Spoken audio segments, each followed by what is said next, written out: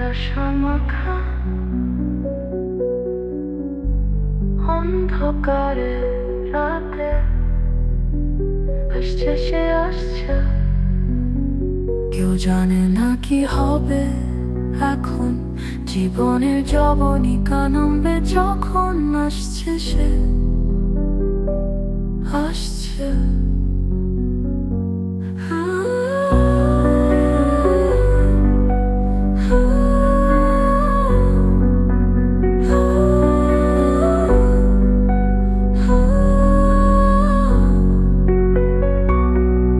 Rainbow media স্টুডিওতে আপনাকে জানাই স্বাগত। জীবনের যবনিকা নামবে যখন আসছে সে আসছে এখন।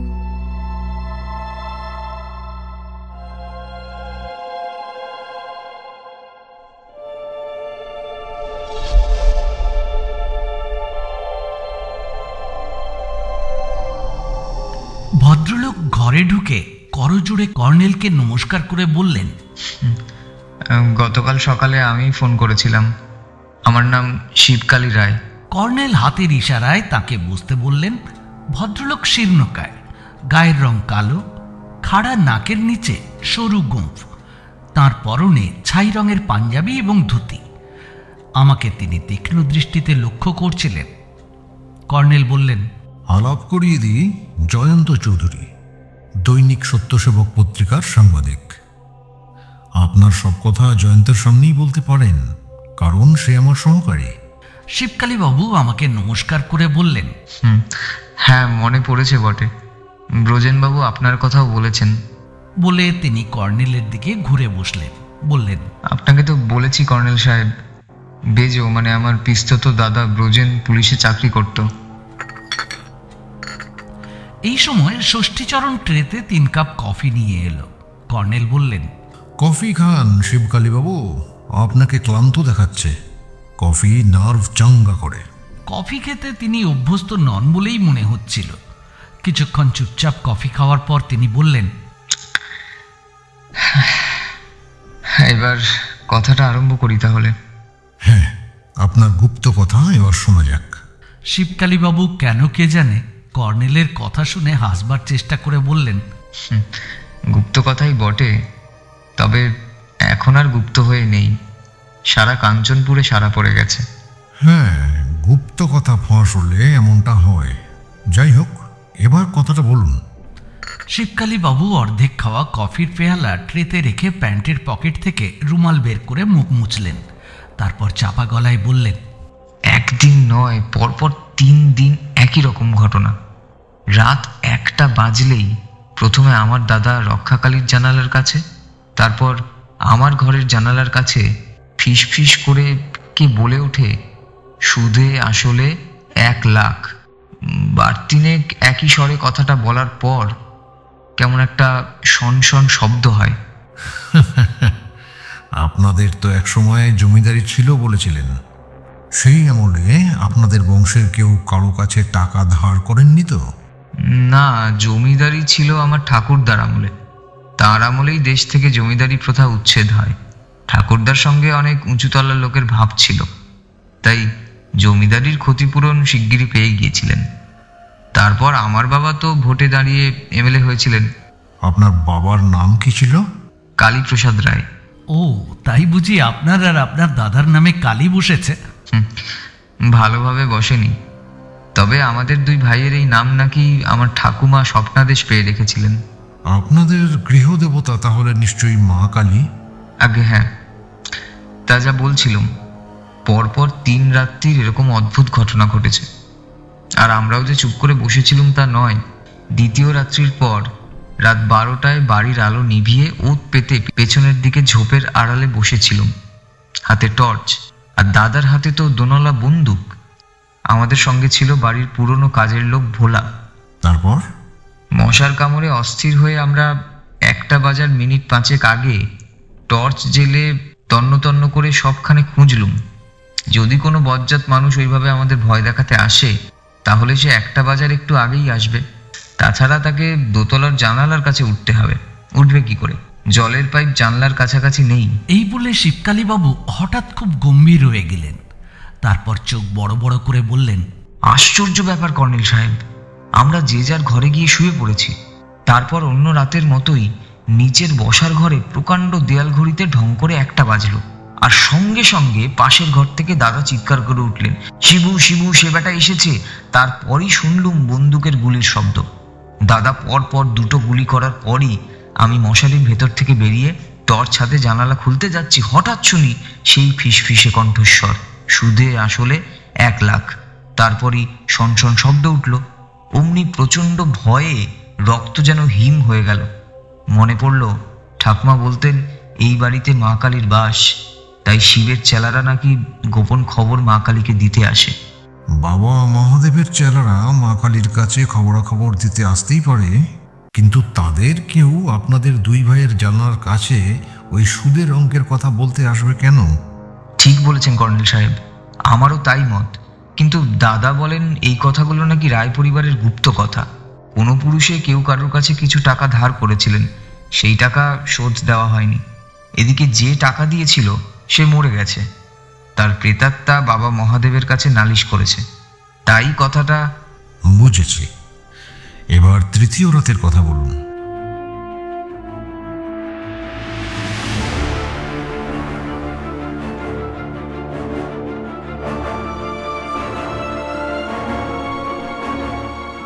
আজ শুনবেন সৈয়দ মুস্তাফা সিরাজের লেখা আরেকটি কর্নেল কাহিনী, কাঞ্চনপুরের প্রেত রহস্য। আমাদের উপস্থাপনায় আবার একটি কর্নেল কাহিনী। আপনাদের সবার প্রিয় কর্নেলকে আমাদের উপস্থাপনার মাধ্যমে আপনাদের সামনে আবার আমরা নিয়ে এলাম। যদি আমাদের উপস্থাপনায় কর্নেলের এই গল্পটি আপনাদের শুনতে ভালো লাগে, আর এখনও যদি আমাদের চ্যানেলকে সাবস্ক্রাইব না করে থাকেন, তাহলে অবশ্যই সাবস্ক্রাইব করে নেবেন, আর সেই সাথে লাইক, কমেন্ট আর শেয়ার করার কথা ভুলবেন না।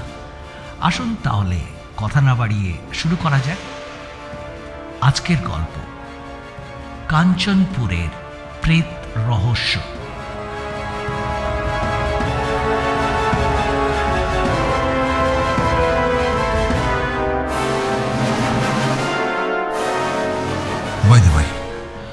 আপনার কি ওই ঘটনার পর বাড়ির চারিদিকের আলো জ্বেলে রাখেন না? আপনি ফোনে বলেছিলেন কাঞ্চনপুর এখন শহর হয়ে গেছে, কাজেই বিদ্যুৎ থাকার কথা। বিদ্যুতের কথা আর বলবেন না, এই আছে এই নেই। আমাদের বাড়িটা একেবারে শেষ প্রান্তে, কিন্তু আলো প্রায় রাতেই থাকে না। 3য় রাত্রেও আলো জ্বালা ছিল, কিন্তু রাত 12:30টায় অন্য রাতের মতোই আলো নিভে গিয়েছিল, সেই লোডশেডিং। তারপর নিচের দেওয়ালে ঘড়িতে 1টা বাজা অবধি আমরা পাহারা দিচ্ছিলাম।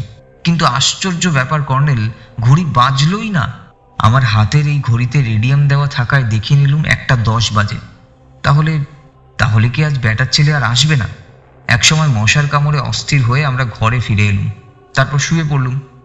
একটু পরেই অদ্ভুত ব্যাপার, নিচের ঘরের দেয়াল ঘড়িতে ঢং করে 1টা বাজলো। তারপর আবার সেই উৎপাত। যাই হোক, থানায় গিয়েছিলুম, পুলিশকে সব বলেছি। পরপর কয়েকটা রাত পুলিশ পাহারাও দিয়েছে, কিন্তু তারপর সেই উৎপাত আর হয়নি। বাবা মহাদেবের এই চেলা তাহলে দেখছি পুলিশকে ভয় পায়। যাই হোক, তারপর? আজ রবিবার, গত শুক্রবার রাত্রে পুলিশ ছিল না। থানার বড়বাবু তো আমাদের উপর রেগে কাই, আমরা নাকি পুলিশকে মিথ্যে হয়রান করছি। তাকে বুঝিয়ে সুঝিয়ে শান্ত করতে হয়েছে। আর অদ্ভুত কথা, গত পরশু শুক্রবার রাত 1টায় আবার সেই সুদে আসলে 1 লাখ টাকার কথা। তাহলে এই গুপ্ত কথা কি পুলিশই রটিয়েছে? না কর্নেল সাহেব, পুলিশ আমাদেরই সতর্ক করে দিয়েছিল এইসব কথা যেন কেউ টের না পায়। কাজেই পুলিশ রটায়নি, রটিয়েছে আমাদের ভোলা। আসলে ভোলার বুদ্ধিশুদ্ধি কম, ওর কোনো প্রাণের বন্ধুকে নিশ্চয়ই কথাটা বলেছে, তা না হলে কাল শনিবার আমাদের বাড়িতে দলে দলে লোকজন এসে এই ভূতের উৎপাতের কথা জিজ্ঞেস করবে কেন? এই আরেক উৎপাতে অতিষ্ঠ হয়ে বাড়ির দরজা ভেতর থেকে এঁটে দিয়েছিলাম, আর বাইরের কপাটে একটা বড় কাগজ সেটে তাতে ইংরেজিতে লিখেছি ডোন্ট ডিস্টার্ব। এটা আমার লেখা, আর দাদা লিখেছেন ট্রেসপাসার্স উইল বি প্রসিকিউটেড। বাহ, ভালো করেছেন। Retired police officer Brajen Ghosh আমাদের আত্মীয়। উনি থাকেন কলকাতায় আমহা স্ট্রিটে। একসময় উনি আমাদের কাঞ্চনপুরের থানায় ছিলেন, তাই দাদা আমাকে পরামর্শ দিলেন প্রাইভেট ডিটেকটিভ দিয়ে এই রহস্য ফাঁস করতে হবে। ব্রজেনবাবুর কাছে গেলে উনি ভালো প্রাইভেট ডিটেকটিভের খোঁজ দিতে পারবেন। আমি জানি কর্নেলকে কেউ ডিটেকটিভ বললে উনি খুব খাপ্পা হয়ে যান। বাংলা স্ল্যাং টিকটিকি কথাটা নাকি ডিটেকটিভ থেকেই এসেছে। আমি কর্নেলের দিকে তাকিয়েই বুঝলুম শিবকালীবাবু এবার কর্নেলের কাছে হয়তো গলা ধাক্কাই খাবেন। তাই দ্রুত বললাম, শিবকালীবাবু, কর্নেল ডিটেকটিভ নন, উনি একজন নেচারোলজিস্ট, অর্থাৎ কিনা প্রকৃতি বিজ্ঞানী। এরপর দেখলুম শিবকালীবাবুর মুখে গাঢ় হতাশার ছাপ। তিনি ভাঙা গলায় বললেন, তবে যে ব্রজেনবাবু বললেন কর্নেল নীলাদ্রি সরকার। আপনার দুশ্চিন্তার কোনো কারণ নেই শিবকালীবাবু, আমার এই কার্ডটা রাখুন। ভদ্রলোক বিড়বিড় করে সেটা পড়তে লাগলেন। সেই সময় ঘড়ি দেখে কর্নেল বললেন, রিটায়ার্ড পুলিশ অফিসার ব্রজেন ঘোষকে আমি স্মরণ করতে পারছি না, তবে দেখলে নিশ্চয়ই চিনতে পারবো। যাই হোক, তার সম্মান রাখতে আমি কাল আপনার ফোন পাওয়ার পরপরই একটা ব্যবস্থা করে রেখেছি। হ্যাঁ, আপনি প্রাইভেট ডিটেকটিভের কথা বলেছিলেন। এক মিনিট, টের পাচ্ছি তিনি আসছেন। কিন্তু ব্রজেনবাবুর কাছে শুনেছি রহস্যের গন্ধ পেলেই সেখানে আপনি ঝাঁপিয়ে পড়েন। হ্যাঁ, রহস্যের গন্ধ পেলে আমি চুপচাপ বসে থাকি না, তবে সেটা বিশেষ একটা সময়। আগে ব্রজেনবাবুর কথা মতো আপনাকে একজন প্রাইভেট ডিটেকটিভ দিচ্ছে। আপনার পুরনো বন্ধু এই পরিচয় দিয়ে বাড়িতে রাখবেন। আর আপনি যাবেন না স্যার? যাব, আগে প্রাইভেট ডিটেকটিভ। কর্নেলের কথা শেষ হওয়ার সঙ্গে সঙ্গে ডোরবেল বাজল। কর্নেল যথারীতি হাঁক দিলেন, ষষ্ঠী, তোর টিকটিকি বাবুকে নিয়ে আয়। আমি অবাক হয়ে দেখলুম কর্নেলের জাদুঘর সদৃশ এই বিশাল ড্রয়িং রুমের দরজা ঠেলে সবেগে প্রবেশ করলেন আবার কে? স্বনামধন্য প্রাইভেট ডিটেকটিভ কে হালদার, মানে আমাদের প্রিয় হালদার মশাই। বুঝতে পারলাম কর্নেল শিবকালীবাবুর ফোন পাওয়ার পরই আজ আসতে বলেছিলেন।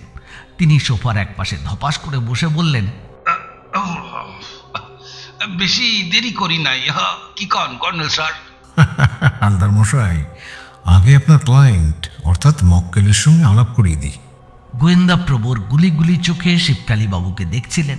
তারপর বললেন, এই কেসটা কি? আপনার ক্লায়েন্টের সঙ্গে আলাপ করিয়ে দিই, তারপরে তার মুখে সব শুনবেন। এরপর যথারীতি হালদার মশাইয়ের জন্য স্পেশাল কফি আনলো ষষ্ঠী। কর্নেল তাকে বললেন, ষষ্ঠী, এবার আমাদের গেস্টের জন্য এক কাপ চা, আমার আর জয়ন্তর জন্য কফি। ও জয়ন্তবাবু, এইটা আপনার round coffee. 4th round. Coffee পানের পর কর্নেল হালদার মশাইকে কাঞ্চনপুর জমিদার বাড়ির ভুতুড়ে ঘটনা সংক্ষেপে শুনিয়ে দিলেন। সেই সঙ্গে শিবকালীবাবুও কিছু কিছু বিবরণ জুড়ে দিলেন। এরপর হালদার মশাই শিবকালীবাবুকে বেশ কিছুক্ষণ ধরে জেরা করে বললেন, দেখুন মশাই, আমি 34 বছর পুলিশে চাকরি করছি। রিটায়ার করার পর এখন ওই প্রাইভেট ডিটেকটিভ এজেন্সি খুলছি।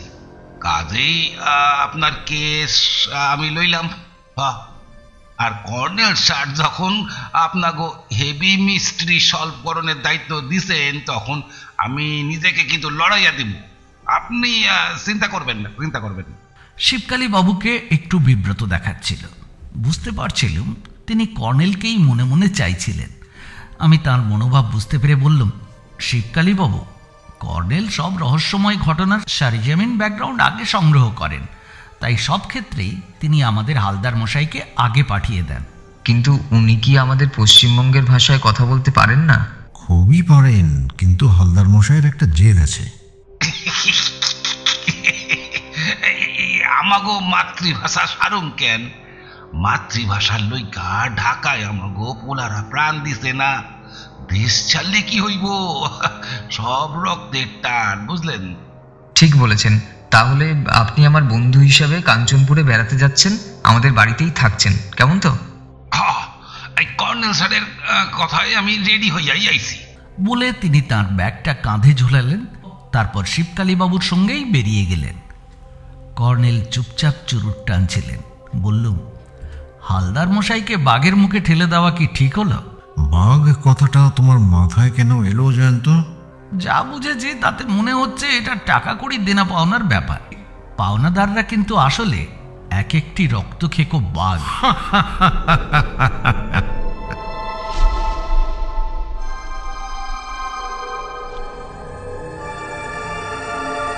পরদিন বিকেলে দৈনিক সত্যসেবক পত্রিকার নিউজ রুমে বসে আড্ডা দিচ্ছে, এমন সময় chief of the news bureau সত্যদা হাঁক দিলেন, জয়ন্ত, তোমার ফোন। একটু অবাক হয়েই সত্যদার টেবিলে গেলাম। আমার নিজের টেবিলে তো ফোন আছে, অথচ সত্যদার ফোনে কে আমার সঙ্গে কথা বলতে চায়? কাছে যেতেই সত্যদা মুচকি হেসে চাপা স্বরে বললেন, তোমার ফ্রেন্ড, ফিলোসফার, গাইড আমাকে জিজ্ঞেস করছিলেন জয়ন্তকে একা পাওয়া যাবে কিনা। বললাম না, কারণ তোমার চারপাশে কচি কাঁচা ছেলে মেয়ে রিপোর্টাররা মাছির মতো ভনভন করছে। আমি হাসতে হাসতে রিসিভার তুলে বললাম, হাই বস, আমাকে একা পেতে চান? কিন্তু এখানেও তো আমি একা নই। তোমাকে কলকাতা ছেড়ে আমার সঙ্গে পাড়ি জমাতে হবে, কাজেই তোমার অফিসিয়াল অনুমতির দরকার। হ্যাঁ, বুঝতে পেরেছি। সত্যতা জানতে পারলে আমার অবাধ ছুটি। রিসিভারটা তোমার সত্যতাকে দাও, তারপর আশা করছি তুমি এখনই খাঁচা খুলে উড়ে আসতে পারবে। ব্যাপারটা বোঝা গেল না। কর্নেলের কথা মতো রিসিভার সত্যদাকে দিলুম। তারপর দেখলুম সত্যদা খুব মন দিয়ে কর্নেলের কথা শুনছেন আর মাঝে মাঝে বলে উঠছেন, দারুণ, ওরে বাবা, বলেন কি? হ্যাঁ, কি সর্বনাশ! আচ্ছা আচ্ছা, জয়ন্ত যাচ্ছে। আমাদের নিউজ পেপার এবার একখানা দুর্ধর্ষ স্টোরি চেপে একেবারে হইচই ফেলে দেবে। হ্যাঁ, সত্যদা রিসিভার রেখে একগাল হেসে বললেন, ওই যে গুড লাক জয়ন্ত, কর্নেল বুড়োর কথা শুনে মনে হলো একেবারে রাঘব বোয়ালের কেস। সত্যসেবক পত্রিকার অফিসের গ্যারেজ থেকে আমার ফিয়াট গাড়িটা বের করে নিয়ে যখন এগোচ্ছি, তখনও আমার মাথায় ঢোকেনি কর্নেল কেন এমন করে ডাক দিলেন। অফিস প্রাঙ্গণ পেরিয়ে গিয়ে তবে মনে পড়ল কাঞ্চনপুরের জমিদার বাড়ির ঘটনা। গোয়েন্দা প্রবর হালদার মশাইয়ের কোনো বিপদ হয়নি তো?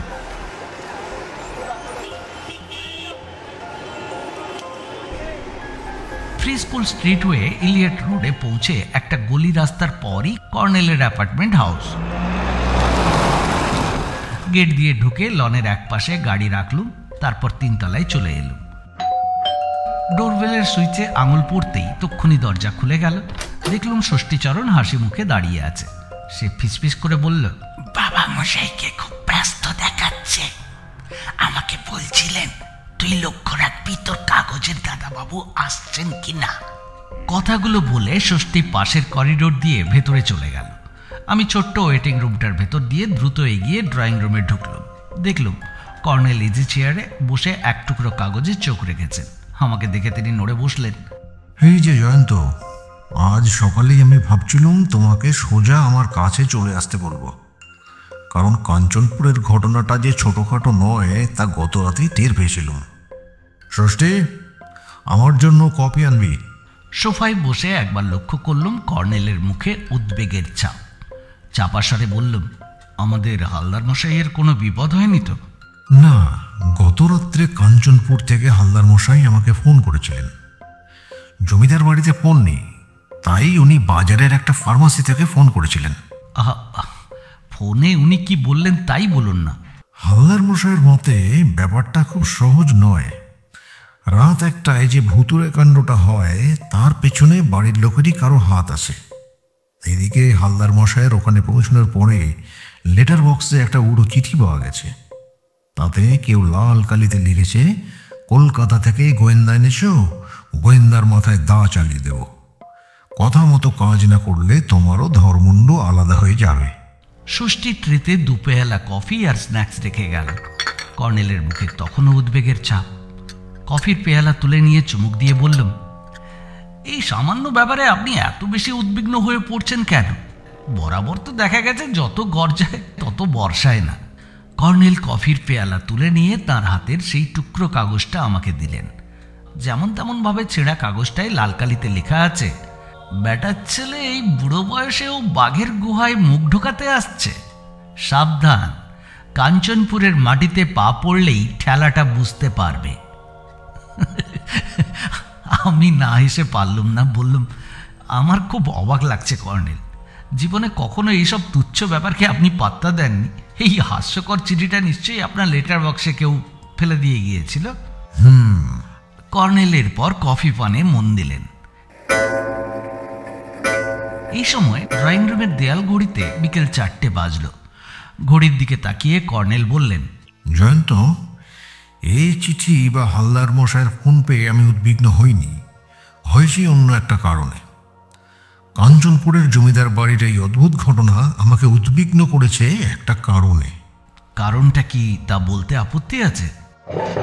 কর্নেল টেবিলের ড্রয়ার টেনে খবরের কাগজের একগুচ্ছা কাটিং আমার হাতে তুলে দিলেন। খবরগুলো পুরনো, তারিখ অনুযায়ী সাজানো আছে। শেষেরটার তারিখ বছর 5 আগেকার।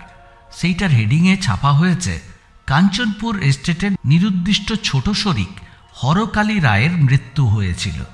কিন্তু আশ্চর্য ব্যাপার, তিনি একেবারে সশরীরে দিবালোকে আবির্ভূত হয়ে বলেছেন, যে মিথ্যুকেরা তার নামে মিথ্যা খবর রটিয়েছিল তাদের তিনি শায়েস্তা করবেন।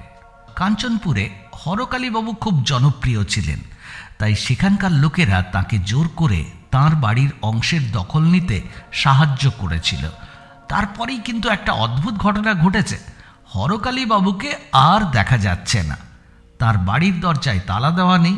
তিনি যেমন আশ্চর্যভাবে এসেছিলেন, তেমনি আশ্চর্যভাবে উধাও হয়ে গেছেন। পুলিশ বিষয়টি তদন্ত করে দেখছে।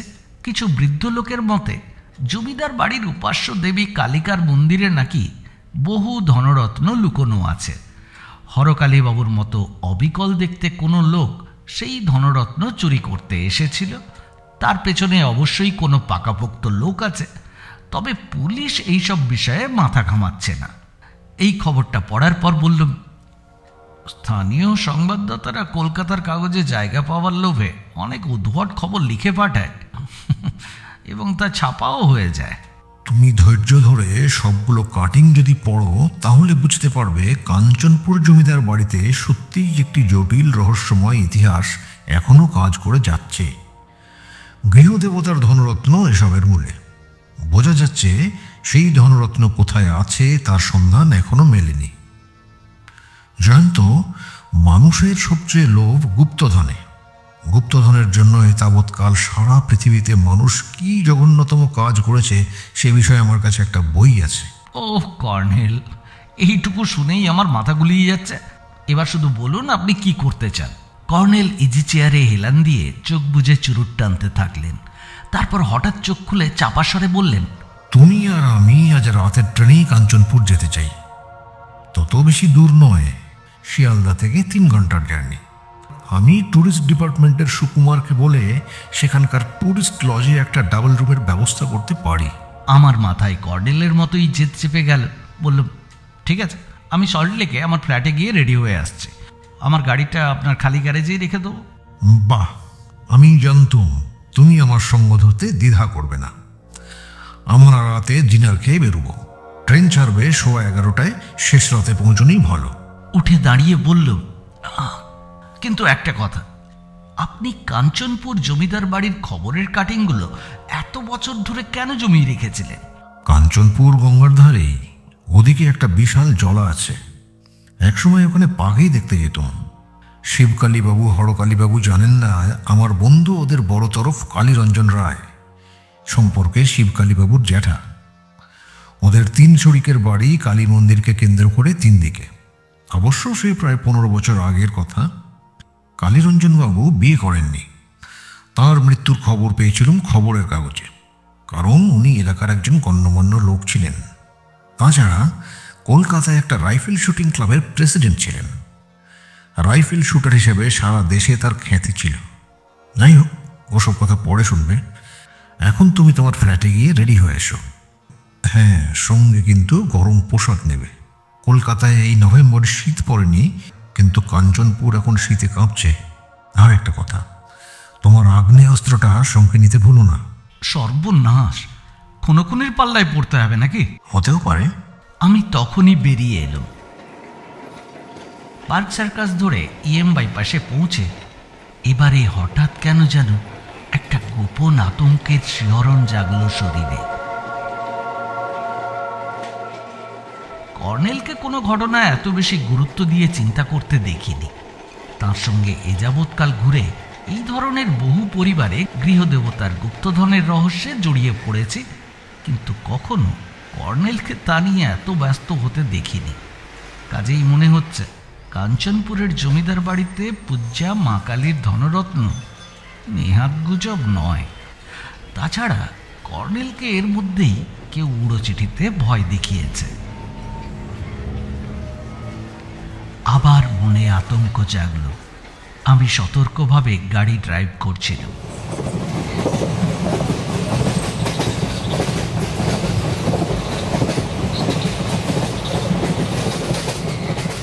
এ যাবৎকাল যেখানে গেছি লক্ষ্য করেছি কর্নেল লক্ষ্যে পৌঁছানোর জন্য আগে থেকেই সব আয়োজন করে রাখেন। রাতের ট্রেন কিছুটা লেট করেছিল, কিন্তু কাঞ্চনপুর স্টেশনে পৌঁছে দেখি পুলিশ পোস্ট থেকে আমাদের জন্য গাড়ি পাঠানো হয়েছে। আর কর্নেল যা বলেছিলেন তার সত্যতাও হাড়ে হাড়ে টের পেয়েছিল। সেই শেষ রাত্রে ঘন কুয়াশা আর হিম করা শীত।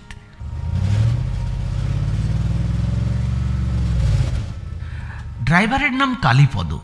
শুধু জানতে চেয়েছিলাম সে কাঞ্চনপুর জমিদার বাড়ির কেউ কিনা। লোকটি খুব বিনয়ী, মাথা নেড়ে বলেছিল, আগে না স্যার, ওরা বামুন আর আমি হলাম সুদূরের ছেলে। তবে আমাদের ওখানে জমিদার বাবুদের গৃহদেবতা কালীর ওপর সারা এলাকার লোকের খুব ভক্তি আছে, তাই এখানে কালী নামের খুব ছড়াছড়ি। তবে হ্যাঁ, সাক্ষাৎ জাগ্রত দেবী স্যার। স্টেশন এলাকা ছাড়িয়ে গিয়ে গাঢ় অন্ধকার, ঘন কুয়াশাও লক্ষ্য করলাম। কর্নেলকে বললাম, টুরিস্ট লজ অব্দি আলো থাকা উচিত ছিল। আলো পরে হবে স্যার, শুনেছি। আমাদের লজ কাঞ্চনপুর থেকে একটুখানি দূরে। একটা জঙ্গলের ভেতর দিয়ে এগিয়ে গেলে ডাইনে পড়বে শঙ্খদহ ঝিল, বিশাল ঝিল। এই শীতে নানান রকম পাখি আসে। এই পাখি দেখতে টুরিস্টরা আসে, তাই টুরিস্ট লজ করা হয়েছে গঙ্গার ধারে। এই ড্রাইভারটি বিনয়ী হলেও বড্ড বেশি কথা বলে। হেডলাইটের আলোয় লক্ষ্য করছিল মোরাম বিছানো রাস্তার দুধারে কুয়াশা ঢাকা ঘন জঙ্গল। কর্নেল এতক্ষণ চুপচাপ চুরুট টানছিলেন। চুরুটের ধোঁয়ায় গাড়ির ভেতরটা পাছে কটু হয়ে ওঠে, তাই তিনি তাঁর দিকের জানালা নামিয়ে দিয়েছিলেন। এবারে তিনি বললেন, আচ্ছা কালীপদ, জমিদারের বাড়ির এক শরিক নাকি মরে যাওয়ার পর জ্যান্ত হয়ে ফিরে এসেছিল? হ্যাঁ স্যার, আমি তাকে চোখে দেখিনি, তবে ঘটনাটা সত্যি। ইদানিং শুনছি তিনি নাকি আবার মরে গিয়ে দুই ভাইপোকে ভূত হয়ে ভয় দেখাচ্ছেন। তাহলে এবার তিনি আর আগের মতো জ্যান্ত হয়ে ফিরতে পারেননি। কালীপদ তখনই গম্ভীর হয়ে গেল। গাড়ির ড্যাশবোর্ডের আলোয় লক্ষ্য করলাম তার মুখে যেন আচমকা ভয়ের চাপ ফুটে উঠেছে। সে চাপা স্বরে বলল, জমিদার বাড়িতে সত্যি এবার ছোট শরিক হরকালী বাবুর প্রেতাত্মা হানা দিয়েছে। শুনেছি ওই তল্লাটে দিন দুপুরেও একলা যেতে লোকে এখন ভয় পাচ্ছে। কথাটা বলেই সে চুপ করে গেল। একটু পরেই সামনে একটা উঁচু জায়গার ওপর আলোর ছটা দেখতে পেলুম। জঙ্গল পেরিয়েই দেখলুম রাস্তাটা উঁচু হতে হতে বাংলোর গেটে পৌঁছেছে। এতক্ষণ পরে আলো দেখে অস্বস্তি কেটে গেল। কালীপদ একবার হর্ন দিতেই কম্বল মুড়ি দিয়ে একটা লোক বেরোলো। গেটের পাশে ছোট্ট একটা ঘর, বুঝতে পারলাম ওখানেই লোকটা থাকে। সে গেট খুলে দিলে আমাদের গাড়ি বাংলোর সামনে পৌঁছলো। চওড়া বারান্দায় প্যান্ট কোট পরে এক ভদ্রলোক দাঁড়িয়েছিলেন। গাড়ি থেকে আমাদের নামতে দেখে তিনি করজোড়ে নমস্কার করে বললেন, হ্যাঁ নমস্কার স্যার, নমস্কার। কোনো অসুবিধা হয়নি তো স্যার? না, ট্রেন একটু লেট ছিল এই যা। আপনার নাম সুরঞ্জন চক্রবর্তী? আগে হ্যাঁ স্যার, আমি তো বাংলোর কেয়ারটেকার স্যার। আপনাদের জন্য দোতলার ওই ওই দক্ষিণ পশ্চিম কোণের একটা সুইট খালি রেখেছি, বাকি তো সব ভর্তি স্যার। সুরঞ্জন বাবুর সঙ্গে আমরা দোতলায় গেলুম। একটা ঘরের দরজা খুলে দিয়ে তিনি বললেন, স্যার কলকাতা থেকে আমাদের সাহেব বলে পাঠিয়েছেন আমি যেন কফির ব্যবস্থা রেখেছি স্যার, রেখেছি। রাত 3:30টায় এক কাপ কফি পেলে মন্দ হতো না, কিন্তু না না না না না, কোনো কিন্তু নয় স্যার, সব ব্যবস্থা আমি করে রেখেছি, কোনো অসুবিধা হবে না, না একদম নয়। ইতিমধ্যে ঘরের আলো তিনি জ্বেলে দিয়েছিলেন।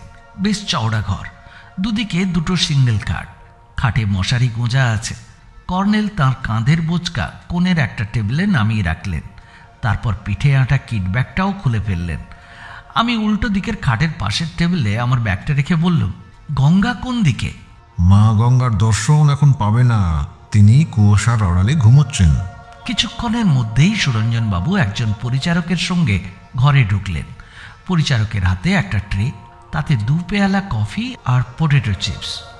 ধন্যবাদ সুরঞ্জনবাবু, আর আপনাদের জ্বালাতন করছি না। এই কি বলছেন স্যার? না না না, আরে বড় সাহেব বলে দিয়েছেন কর্নেল সাহেবের যেন এতটুকু অসুবিধে না হয়। আচ্ছা স্যার, গুড নাইট স্যার। ওরা চলে গেলেন। কর্নেল দরজা ভেতর থেকে বন্ধ করে কয়েকটা জানালা খুলে দিলেন। তারপর একটা জানালার পর্দা সরিয়ে বললেন, আশা করি এই জানালা দিয়ে হরকালীবাবুর ভূত সুদে আসলে লাখ টাকা চাইতে আসবে না। কেন? এদিকটায় মা গঙ্গা, ভূতেরা গঙ্গা প্রাপ্তি পছন্দ করে না, তারা ভূত হয়েই থাকতে চায়। যাকগে, আগে কফি খেয়ে নি, তারপর শুয়ে পড়া যাবে। সত্যি বলতে কি, টানা প্রায় 3.5 ঘন্টা ট্রেন জার্নির পর প্রচণ্ড শীতে এখানে পৌঁছে কফির উষ্ণতা খুবই আনন্দ দিচ্ছিল। কর্নেলের সঙ্গে যেখানেই গেছি দেখেছি তার সব আয়োজনই নিখুঁত থাকে। সামরিক জীবনের শৃঙ্খলা বোধই বোধহয় এর কারণ। কফি খেয়ে পোশাক বদলে মশারির ভেতর শুয়ে পড়েছিল। কর্নেলের কথা মতো আমার রিভলভারটা বালিশের পাশে রাখতে ভুলিনি। তারপর কর্নেলের ডাক ডাকা শুনতে শুনতে কখন ঘুমিয়ে পড়েছিলাম জানি না।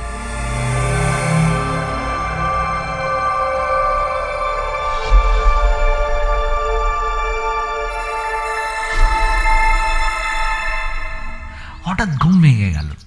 দরজার বাইরে দাঁড়িয়ে কেউ চাপা গলায় বলছে, 8টা বাজে স্যার, বেডটি এনেছি। তখনই উঠে বসলুম।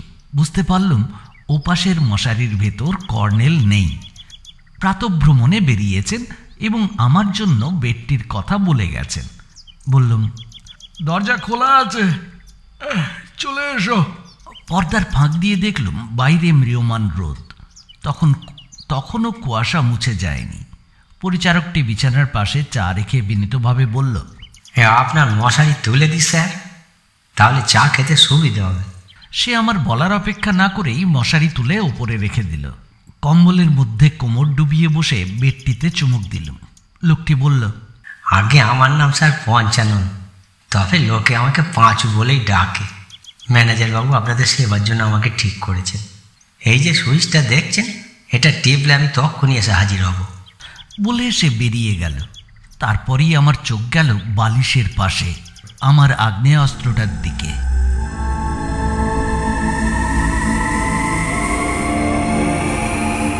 সর্বনাশ! অস্ত্রটা তো পাঁচু নিশ্চয়ই দেখে ফেলেছে। সে মশারি ওঠানোর সময় অস্ত্রটা একটু সরে গেছে। অবশ্য এতে উদ্বেগের কিছু নেই, বরং এখানকার অন্তত একটা লোক যখন দেখেছে আমার কাছে কি সাংঘাতিক অস্ত্র আছে, তখন যদি সে দৈবাৎ শত্রুপক্ষের লোকও হয়, ভয় পাবে। কর্নেল ফিরলেন আধ ঘন্টা পর। ততক্ষণে আমি পোশাক বদলে পশ্চিমের বারান্দায় দাঁড়িয়ে গঙ্গা দর্শন করছিল। কর্নেল ঘরে ঢুকে বললেন, ওই দরজাটা বন্ধ করে ভেতরে এসো জয়ন্ত। আপনার দাড়িতে মাকড়সার জাল লেগে আছে আর টুপিতে কি সব বিশ্রী জিনিস। আপনি কি প্রজাপতি ধরতে ঝোপে ঢুকেছিলেন নাকি? না, জঙ্গলের ভেতরে এখানে একটা শিব মন্দির আছে, ভাঙাচোরা মন্দির। সেখানে কেউ বসেছিল। দূর থেকে বাইনোকুলারে লক্ষ্য করেই আমি তার কাছে যেতে চেয়েছিলাম, কিন্তু লোকটার দৃষ্টি তীক্ষ্ণ। আমাকে চুপি চুপি আসতে দেখেই সে অদৃশ্য হয়ে গেল। ব্যাপারটা তাহলে সন্দেহজনক। তা না হলে সে পালাবে কেন? লোকটা একজন সাধু বাবা। আমি ভেবেছিলাম আমাদের হালদার মশাই কোনো কারণে সাধুর ছদ্মবেশে ওখানে বসে আছেন, কিন্তু দেখা গেল লোকটা হালদার মশাই নয়। যাই হোক, ও নিয়ে মাথা ঘামিয়ে লাভ নেই, আমি পোশাক বদলে নিই, এখনই ব্রেকফাস্ট এসে যাবে। বলে পিঠের কিটব্যাগ খুলে রেখে টুপি ঝাড়তে ঝাড়তে কর্নেল বাথরুমে ঢুকলেন। একটু পরেই সেই পাঁচু ট্রেতে ব্রেকফাস্টের খাদ্য নিয়ে এলো। মাঝের টেবিলে রেখে সে বলল, কফি রেডি আছে স্যার, ঠিক সময় নিয়ে আসবো। কথাটা বলে সে গোঁফের একটা পাশ চুলকে নিল। তারপর দাঁত বের করে নিঃশব্দে হেসে বলল, এ একটা কথা জিজ্ঞাসা করব, দয়া করে অপরাধ নেবেন না স্যার। বলো। আপনার বালিশের কাছে যে অস্ত্রটা দেখলুম, তা স্যার আমাদের কাঞ্চনপুরের রক্ষাকালী বাবুর কাছেও আছে। ওনারা জমিদার ছিলেন স্যার। আমি একসময় ওনার বাড়িতে কাজ করতাম, তাই দেখেছিলাম। এই সময় কর্নেলকে বেরিয়ে আসতে দেখে জিপ কেটে তাকে সেলাম ঠুকে বেরিয়ে গেল। কর্নেল দাড়িতে চিরুনি চালিয়ে চেয়ারে বসলেন, তারপর বললেন, শ্রীমান পঞ্জানন ওরফে পাঁচু তোমাকে কি যেন বলছিল? অগত্যা কর্নেলকে ব্যাপারটা খুলে বলতেই হলো। কর্নেল ব্রেকফাস্ট করতে করতে বললেন, যা ঘটে অনেক সময় তা ভালোর জন্যই ঘটে।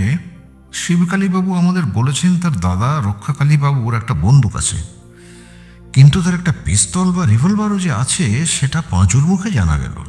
একজন লোকের কাছে সরকারের পক্ষে পুলিশ একটা আগ্নেয়াস্ত্রর লাইসেন্স দিতে পারে, সচরাচর বন্দুকের লাইসেন্সই দেওয়া হয়। বিশেষ বিশেষ গুরুত্বপূর্ণ ক্ষেত্রে কাউকে রিভলভার বা রাইফেলের লাইসেন্স দেওয়া হয়। এখন দেখা যাচ্ছে রক্ষাকালীবাবুর কাছে দুরকম অস্ত্রই আছে। আমার ধারণা জয়ন্ত, পাঁচু তার কাছে যে অস্ত্রটা দেখেছে সেটার কোনো লাইসেন্স নেই, কারণ রক্ষাকালীবাবু এ অঞ্চলে তেমন কোনো গণ্যমান্য লোক নন। বন্দুকটা ছিল তার বাবার, তিনি সেই সূত্রে সেটা রাখতে পেরেছেন। শিবকালী বাবুকে জিজ্ঞেস করে দেখবেন। সেও সব সময় মুখটি বুঝিয়ে থাকবে। এই সময় পাঁচুর সাড়া পাওয়া গেল। সে কফি নিয়ে ঘরে ঢুকল, তারপর সেলাম দিয়ে বলল, সব ঠিক আছে তো স্যার? কর্নেল তার দিকে নিষ্পলক চোখে তাকিয়ে থেকে বললেন, আচ্ছা পাঁচু, জঙ্গলের মধ্যে একটা ভাঙা শিব মন্দিরে একজন সাধু বাবাকে দেখলুম। উনি এক পাগলা বাবা স্যার। কিছুদিন থেকে এই জঙ্গলে অনেকে ওকে দেখতে পেয়েছে। আমিও একদিন দেখেছিলাম, কিন্তু ওনার এক অদ্ভুত স্বভাব। কেউ কাছে গেলে অমনি জঙ্গলের মধ্যে লুকিয়ে পড়েন। আপনি কি তাকে দেখতে পেয়েছেন স্যার? হ্যাঁ, আমাকে দেখেই সাধু বাবা যেন অদৃশ্য হয়ে গেলেন। স্যার, আমার সন্দেহ উনি জমিদার বাড়ির সেই ছোট শরীর হরকালীবাবু। একবার উনি মারা গিয়েছিলেন, তারপর নাকি জ্যান্ত হয়ে। জানি।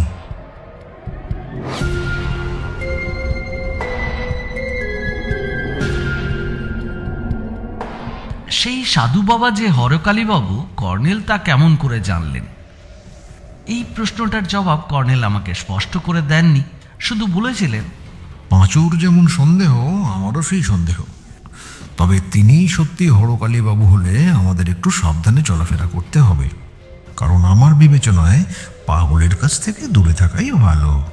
কফি খাওয়া শেষ করে কর্নেল কিছুক্ষণ চুরুট টানলেন, তারপর উঠে দাঁড়িয়ে বললেন, চলো এবার বেরোনো যাক। তিনি সুইচ টিপে পাঁচুকে ডাকলেন।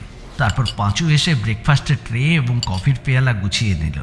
কর্নেল বললেন, আমরা কিছুক্ষণের জন্য বেরোবো। পাখি দেখতে যাবেন নাকি স্যার? পাখি দেখতে ও বেলা যাব। এবেলায় আমরা তোমাদের কাঞ্চনপুর দেখতে বেরোচ্ছি। পাঁচুর মুখে মনে হলো কোনো প্রশ্নের ছাপ আছে, কিন্তু সে চুপচাপ বেরিয়ে গেল। কর্নেল পিঠে তার কিট ব্যাগ আটকে নিয়ে গলায় ক্যামেরা আর বাইনোকুলার ঝুলিয়ে নিলেন। তারপর দুজনে বেরিয়ে গেল। দরজায় তালা এঁটে কর্নেল বললেন, এই পাঁচু লোকটির দিকে আমাদের লক্ষ্য রেখে চলতে হবে। কেন? লোকটি তো খুব কাজের লোক বলেই মনে হলো, আর তার কাছে রক্ষাকালী বাবুদের অনেক রকম খবর পাওয়ার চান্স আছে। তাকে বরং বকশিস দিয়ে কথার ছলে নানান প্রশ্নের উত্তর জেনে নেওয়া যাবে। জয়ন্ত, আমরা কলকাতা থেকেই পেছনে শত্রু নিয়ে এখানে এসেছি, কাজেই আমাদের সারাক্ষণ সাবধানে এবং হিসেব করে পা ফেলতে হবে। আশা করি যে আমার কথার অর্থ বুঝতে পেরেছ। আমরা সিঁড়ি বেয়ে নিচে যেতেই সুরঞ্জন বাবু নমস্কার করে বললেন, নমস্কার স্যার, নমস্কার। এবার নিশ্চয়ই আপনার গাড়ির দরকার হবে স্যার। না, পায়ে হেঁটে বেরোলে অনেক কিছু দেখা যায়। আমরা এখানে বেড়াতে এসেছি, কাজেই পায়ে হেঁটে বেড়ানোর চেয়ে আনন্দ আর কিছুতে নেই। যদি পাখি দেখতে চান তাহলে জঙ্গলের পথে একটু লক্ষ্য রেখে যাবেন স্যার, কারণ ওই কয়েকজন টুরিস্ট ভদ্রলোক বলছিলেন জঙ্গলে নাকি একটা ওই পাগলা ঘুরে বেড়াচ্ছে আর আচমকা ঢিল ছুঁড়ে উধাও হয়ে যাচ্ছে। কি ঝঞ্ঝাট স্যার। আমরা পাখি দেখতে যাচ্ছি না, কাঞ্চনপুরে এক বন্ধুর বাড়ি, তার সঙ্গে দেখা করতে যাচ্ছি। তাকে আপনি চিনবেন না, কারণ তিনি বাইরের লোক, সদ্য এখানে সরকারি চাকরিতে বদলি হয়ে এসেছেন। বাংলোটা উঁচু মাটির ওপর তৈরি, মরশুমি ফুলে এবং দেশি বিদেশি গাছপালায় সুন্দরভাবে সাজানো। গেট থেকে নেমে মোরাম রাস্তায় পৌঁছে কর্নেল চাপাস্বরে বললেন, জয়ন্ত, এই বাংলোর কেয়ারটেকার কাম ম্যানেজার ভদ্রলোকও পাঁচুর মতোই কৌতূহলী। বলে তিনি মোরাম রাস্তার ডান দিকে হাঁটতে থাকলেন। আমরা গত রাত্রে স্টেশন থেকে এসেছিলাম এই রাস্তার বাঁ দিক থেকে। রাস্তাটা বাংলোর সামনে একটা কোণ রচনা করেছে। বুঝতে পারলাম আমরা চলেছি কাঞ্চনপুরের দিকে। দুধারে লাল ধুলোয় ভরা ঝোপঝাড় আর উঁচু গাছপালা। কিছুক্ষণ হাঁটার পর কর্নেল বললেন, ডান দিকে ওই যে বাঁধ দেখতে পাচ্ছ, ওটার নিচেই গঙ্গা। তবে আমরা এখন গঙ্গা দর্শনে যাচ্ছি না। এতক্ষণে বাঁ দিকে একটা আমবাগান দেখতে পেলুম। কর্নেল রাস্তা ছেড়ে সেই আমবাগানের ভেতর দিয়ে হাঁটতে থাকলেন। জিজ্ঞেস করলুম, আমরা এদিকে কোথায় যাচ্ছি? শর্টকাটে এবং অন্যের অলক্ষ্যে জমিদার বাড়িতে পৌঁছতে চাই। আমবাগান পেরিয়ে গিয়ে দেখলুম বিশাল সব দালান বাড়ির ধ্বংসস্তূপ। একখানি পায়ে চলা পথ দেখা গেল। সেই পথে হাঁটতে হাঁটতে উঁচু পাঁচিল ঘেরা একটা দোতলা বাড়ি গাছপালার ফাঁক দিয়ে দেখা গেল। কর্নেল পাঁচিলের ধারে ধারে পায়ে চলা পথটা ধরে এগিয়ে গেলেন। মাঝে মাঝে তিনি বাইনোকুলারে এপাশ ওপাশ দেখে নিচ্ছিলেন। একটু পরেই পাঁচিলটা শেষ হলো। সেখানে একটা ভাঙাচোরা দেউড়িতে গরাদ দেওয়া কপাট আটকানো ছিল। গেটের কাছে পৌঁছতেই ভেতর থেকে হেঁড়ে গলায় কেউ বলল, শিবু, ও শিবু, ওই আমাদের মনে হচ্ছে গেস্ট এসে গিয়েছেন রে। এতক্ষণে দেখলুম দোতলার জানালায় একটা গুঁফো মুখ। নাকটা বেজায় খাড়া, চোখ দুটো কেমন যেন অস্বাভাবিক লাল। গলাবন্ধ কোট পরে ভদ্রলোক সম্ভবত কারুর প্রতীক্ষা করছিলেন। এই সময় শিবকালী বাবুকে দেখতে পেলুম। তিনি হাসি মুখে আমাদের নমস্কার করে গেটের তালা খুলে দিলেন। তারপর বললেন, আসুন আসুন, মিস্টার হালদারের কাছে খবর পেয়েছি আপনি আজকে আসবেন। আমরা ভেতরে ঢুকলে তিনি গেটে ফের তালা এঁটে দিলেন। তারপর আমাদের সঙ্গে নিয়ে দোতলার নিচের একটা ঘরে উঠলেন। ঘরে সেকেলে আসবাব। জমিদার বাড়ির তেমন কোনো চিহ্ন চোখে পড়ল না। তবে সামনের দিকে একটা বিশাল দালানের ধ্বংসস্তূপ চোখে পড়ল। আমার অবাক লাগছিল, এই ধ্বংসপুরীর মধ্যে এরা দুই ভাই বাস করেন কিভাবে? শিবকালীবাবু বললেন, ভোলা এখনই এসে পড়বে, তাকে বাজারে পাঠিয়েছি। সে এলে আপনাদের আপ্যায়নের ব্যবস্থা হবে। আমাদের হালদার মশাই কোথায়? ভদ্রলোককে নিয়ে এক ঝামেলায় পড়েছি। উনি সবসময় এই ধ্বংসপুরীর সবখানে ওত পেতে বেড়াচ্ছেন। একবার ঠাকুর বাড়িতেও ঢুকেছিলেন, তবে পাঁচিল ডিঙিয়ে। প্রাইভেট ডিটেকটিভদের কাজকর্ম দেখে আপনাদের অবাকই লাগবে, কিন্তু তিনি এখন কোথায়? ভোরে একবার বেরিয়েছিলেন, কিছুক্ষণ আগে ব্রেকফাস্ট করে আবার বেরিয়ে গেলেন। গেট দিয়ে বেরোননি, ওই ধ্বংসপুরীর ভেতর দিয়ে কিভাবে যে বেরোলেন কে জানে। এই সময় উপর থেকে সেই ভদ্রলোক নেমে এলেন। তাঁর হাতে একটা বন্দুক। কাছাকাছি দেখে এবার মনে হলো ভদ্রলোক সম্ভবত নেশা ভাঙ করেন এবং মাথায় একটু ছিটও আছে। তিনি হাত বাড়িয়ে কর্নেলের সঙ্গে হ্যান্ডশেক করার পর আমার সঙ্গেও হ্যান্ডশেক করলেন। টের পেলাম দেখতে বৃদ্ধ হলেও ওর গায়ের জোর আছে। এবার উনি কর্নেলের কাছাকাছি ধপাস করে বসে বন্দুকটা পাশে দাঁড় করিয়ে রাখলেন। তারপর চাপাস্বরে বললেন, আপনি যে ওই প্রাইভেট গোয়েন্দাকে পাঠিয়েছেন, তাকে নাকি কেউ উড়ো চিঠি দিয়ে ভয় দেখিয়েছে। হ্যাঁ, একটু টের ফেলেই তাকে আমি কুকুরের মতো গুলি করে মারতুম। দাদা তোমরা কথা বলো, আমি দেখি ভোলা এত দেরি করছে কেন। শিবকালীবাবু বেরিয়ে যাওয়ার পর তাঁর দাদা রক্ষাকালীবাবু আত্মপরিচয় ঘোষণা করলেন। কর্নেল সাহেব, আমি সেই রক্ষাকালী রায়। এই এলাকার লোক একসময় আমার দাপটে তটস্থ থাকতো। হ্যাঁ, তটস্থ। এই যে আমার হাতে বন্দুক দেখছেন, এই বন্দুক কখনো লক্ষ্যভ্রষ্ট হয় না। হ্যাঁ, লক্ষ্যভ্রষ্ট হয় না। কিন্তু এই কিছুদিন থেকে কোন বেটা আমার শোয়ার ঘরের জানলার কাছে এসে ভয় দেখাচ্ছে। হ্যাঁ, ভয় দেখাচ্ছে। আশ্চর্য ব্যাপার, তার গায়ে গুলিও লাগে না। বাড়িতে কি আপনাদের ফ্যামিলি নেই? আমি বিয়ে করেছিল, বুঝলেন। রোগে ভুগে ভুগে আমার স্ত্রীটা মারা গেল। তারপর আর বিয়ে করিনি। সংসারের অনেক ঝামেলা মশাই। তবে শিবুর স্ত্রী পুত্র কন্যা আছে, তারা থাকে কাঞ্চনপুরের ভেতরে।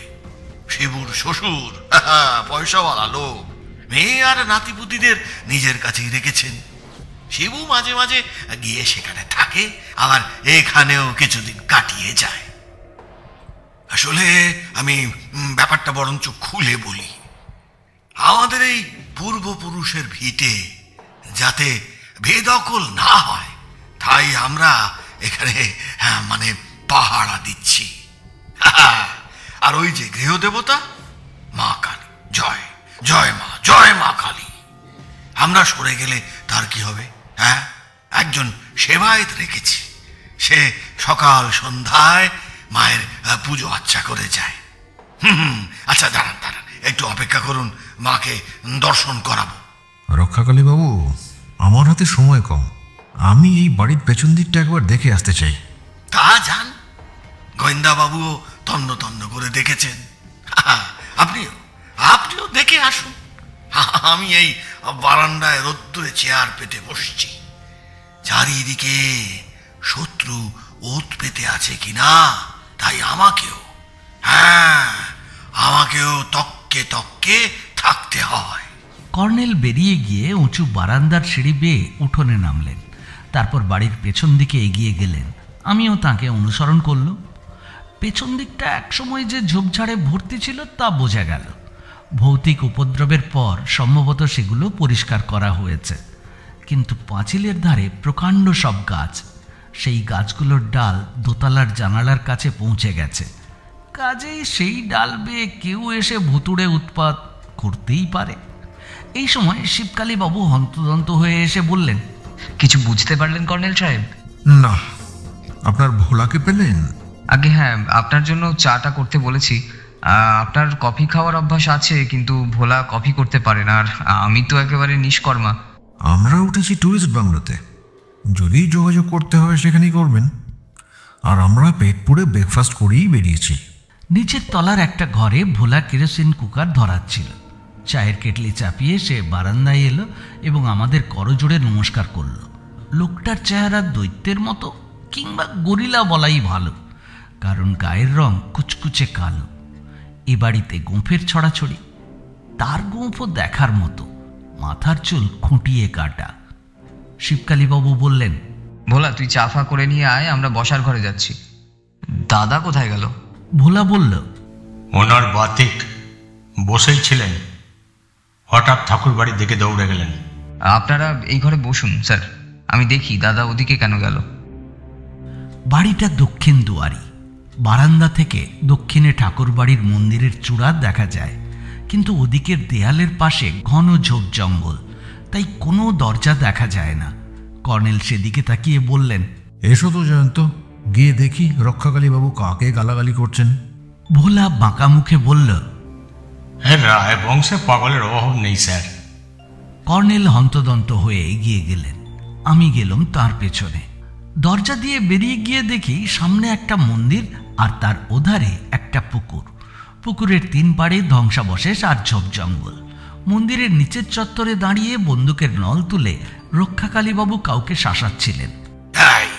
আবার যদি তোকে দেখি না উঁকি চুকি মারতে, বন্দুকের গুলিতে তোর মাথা আমি ফুটো করে দেবো। শিবকালীবাবু তাঁর দাদাকে ধরে টানাটানি করছিলেন। দিনে দুপুরে খামোখা হইচই বাঁধিও না তো, তোমার চোখের ভুল। রক্ষাকালীবাবু আমাদের দেখতে পেয়ে ঘুরে দাঁড়ালেন, বললেন, বুঝলেন কর্নেল স্যার, কিছুদিন থেকে এখানে এক পাগলা সাধুর উৎপাত শুরু হয়েছে। টুরিস্ট লজের পাঁচু এক সময় আমার এখানে কাজ করত। সেদিন সে বলে গেল ওদের ওখানে এক পাগলা সাধু উৎপাত করে বেড়াচ্ছে। আমাকে সে সাবধান করে দিতে এসেছিল। পাগলার কাজই হলো আড়াল থেকে ঢিল ছোড়া। এখন তাকে দেখলেন কোথায়? ওই দরজায়। হ্যাঁ, দরজায় কে এসে ধাক্কা দিচ্ছিল। আমি দৌড়ে এসে দরজা খুলতেই বজ্জাতটা পালিয়ে গেল। তারপর পুকুরের ওপার থেকে ঢিল ছুটতে শুরু করলো। ওই যে দেখুন দেখুন দেখুন, কত ঢিল পড়ে আছে। ঢিল কি বলছো? এসব ইটের টুকরো। ওই দিকটায় আমার বড় জ্যাঠা কালীরঞ্জন বাবুর বাড়ি ছিল। শুনুন, আপনার বন্দুক দেখেছে, কাজেই পাগলা বাবা আর এদিকে আসবে না। আমরা বাড়ির ভেতরে ঢুকলাম। ভোলা বলল, সেই পাগলা সাধু আমাদের এই তল্লাটে উৎপাত করতে আসছে বুঝি? ওকে দেখতে পেলে পাগলামি ঘুচিয়ে দেবো। আসুন স্যার, চা রেডি করে ফেলেছি। সেই বসার ঘরে ঢুকে দেখি 4 কাপ চা আর সম্ভবত আমাদের জন্য 2টো প্লেটে সন্দেশ রাখা আছে। আমরা সন্দেশ খেলাম না, তবে হাঁটাহাঁটি এবং উত্তেজনার পর এই ঠান্ডার দিনে গরম চা তাড়িয়ে তাড়িয়ে খেতে থাকলাম। বাড়ির পিছনে কি তেমন সন্দেহজনক কিছু চোখে পড়লো কর্নেল স্যার? না, দোতলার অত উঁচু জানালা থেকে জলজ্যান্ত মানুষ রাত দুপুরে উৎপাত বাঁধাবে এটা অসম্ভব মনে হলো। শিবুকে আমি বলেছিলাম একটা ইলেকট্রিক তার জানলার পেছন দিকে টাঙিয়ে রাখতে। ভোলা ইলেকট্রিকের কাজ শিখে ফেলেছে। সে রাত্রিরে সুইচ টিপে তারটায় কারেন্ট চালু রাখবে, আর যে বেটার ছেলে আমাকে ভয় দেখাতে আসবে সব খেয়ে ধপাস করে পড়ে যাবে। কিন্তু তাতে যে আমরা মানুষ খুনের দায় পড়ব, তাই আমি রাজি হইনি। তাহলে আপনার ধারণা রাত একটায় যে ফিস করে সুদে আসলে 1 লাখ বলতে আসে তাকে আপনি মানুষ ভাবছেন? প্রথম তাই ভেবেছিলুম, কিন্তু আপনার যেমন মনে হয়েছে এটা মানুষের পক্ষে সম্ভব নয়, তেমনি আমারও মনে হয়েছে। মানুষ নয় যদি, তাহলে কি ভূত? হ্যাঁ, না না না না না না, আমি কিন্তু ভূত প্রেতে একদম বিশ্বাস করি না। এখন মনে হচ্ছে এই কাজটা ওই পাগলা সাধুরই। আমারও তাই সন্দেহ বড়বাবু। একদিন আপনাদের বলিনি, এখন না বলেই পারলাম না। ওই পাগলা সাধু অত উঁচুতে উঠবে কি মন্ত্র বলে? আচ্ছা ভোলা, আমাদের বাড়িতে গাছের ডাল কাটার জন্য একটা উঁচু মই ছিল না? আরে সেটা তো দেখতে পাচ্ছি না কিছুদিন থেকে। তাই তো, মইটার কথা আমার একেবারে মনেই ছিল না। তুমি ঠিকই ধরেছো দাদা, ওই মই চেপে পাগলা সাধুই আমাদের ভয় দেখিয়ে নেমে যায়, তারপর মইটা যেখানে ছিল সেখানে রেখে চলে যায়। পুলিশ আসার পরে বোধহয় সেই মইটা দালান বাড়ির জঙ্গলে কোথাও লুকিয়ে রেখেছে। আমরা উঠব, আপনার বরং ভোলাকে দিয়ে মইটা খুঁজে দেখুন। হ্যাঁ, আর একটা কথা, সুদে আসলে 1 লাখ, সুদে আসলে 1 লাখ, এই কথাটাই বা পাগলা সাধু বাবা বলে কেন? আপনি কি এটা নিয়ে কোনো চিন্তা ভাবনা করেছেন? শিবু কি ভেবেছে আমি জানি না, আমি কিন্তু ভেবেছি। কথাটা কাউকেও বলবো না ভেবেছিল, কিন্তু এবার মনে হচ্ছে বলে ফেলা উচিত। হ্যাঁ, কথাটা বলো। মায়ের কাছে শুনেছিল ছোট কাকা হরকালী রায়ের কাছে বাবা নাকি কিছু টাকা ধার করেছিলেন।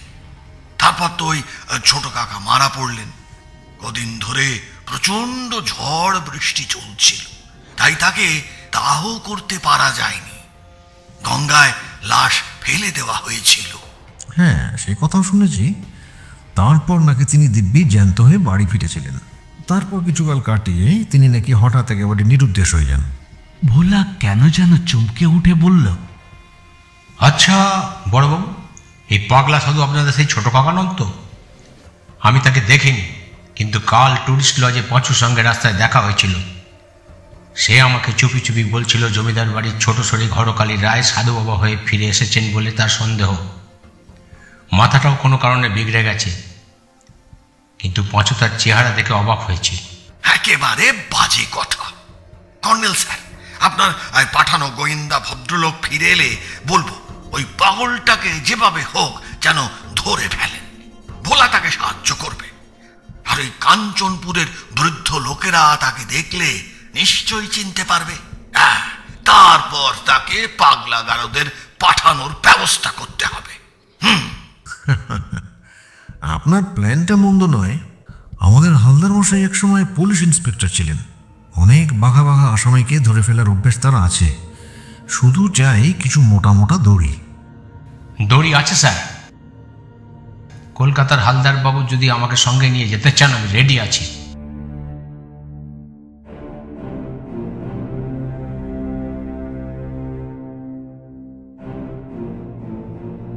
এরপর কর্নেল ও আমি বেরিয়ে এলাম।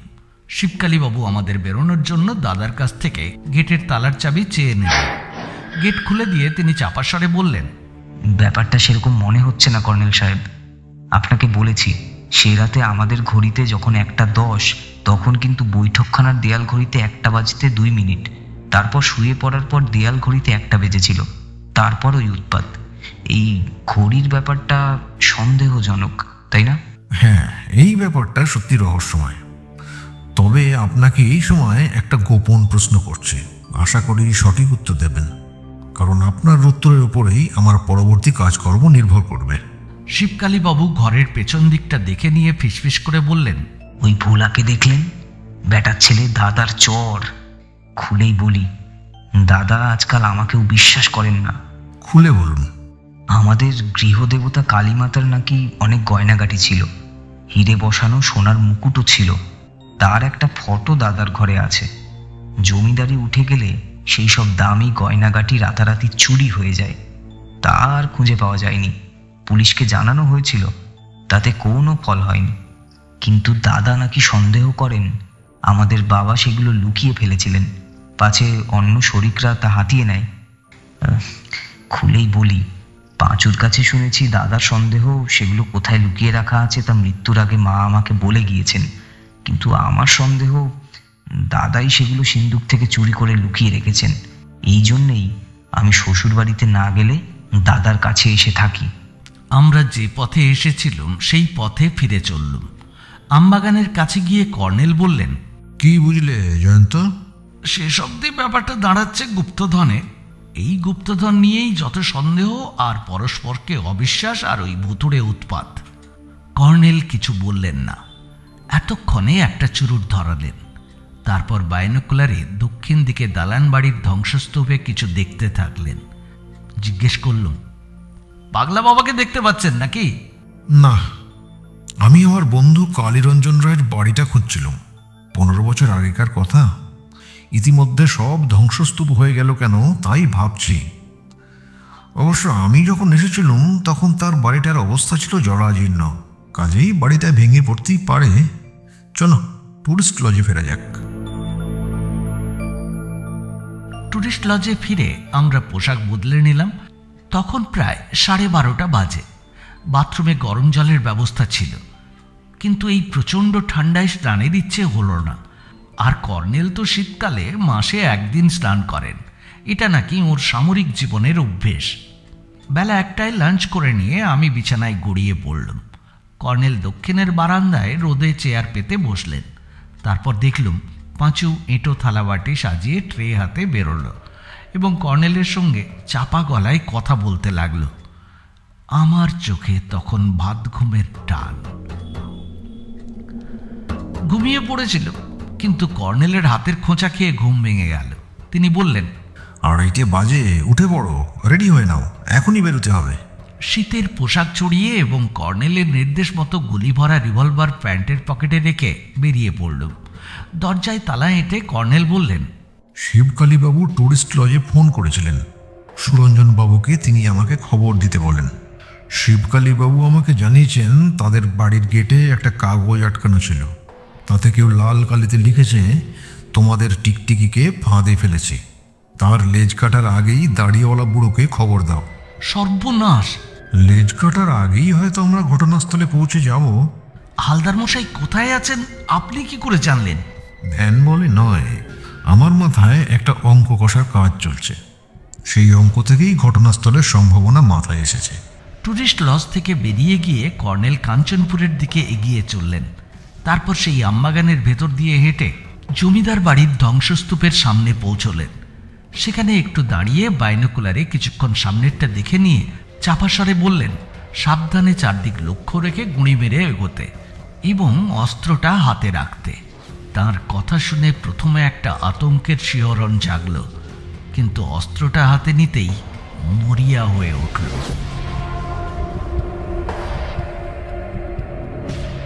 কর্নেলের আচরণ আমাকে বিস্মিত করেছিল। ধ্বংসস্তূপের ভেতরে ঝোপঝাড়ের আড়ালে গুঁড়ি মেরে খুব সতর্কভাবে তাকে অনুসরণ করছিল। কিছুক্ষণ চলার পর কর্নেল চাপা স্বরে সামনে একটা থাম দেখিয়ে দিলেন, বাদবাকি অংশটা ভেঙে পড়া ছাদ আর ইঁটের দেয়াল। আমি তার পাশ দিয়ে উঁকি মেরে সেটা দেখে নিলুম। ওটা একটা থামওয়ালা বাড়ির ধ্বংসাবশেষ, কিন্তু এখনো পুরোটা গুঁড়িয়ে যায়নি। পাশে একটা বটগাছও চোখে পড়ল। তারপরেই দেখলুম একটা সন্নামার্কা লোক বটগাছের গুঁড়ির পাশে এসে দাঁড়ালো।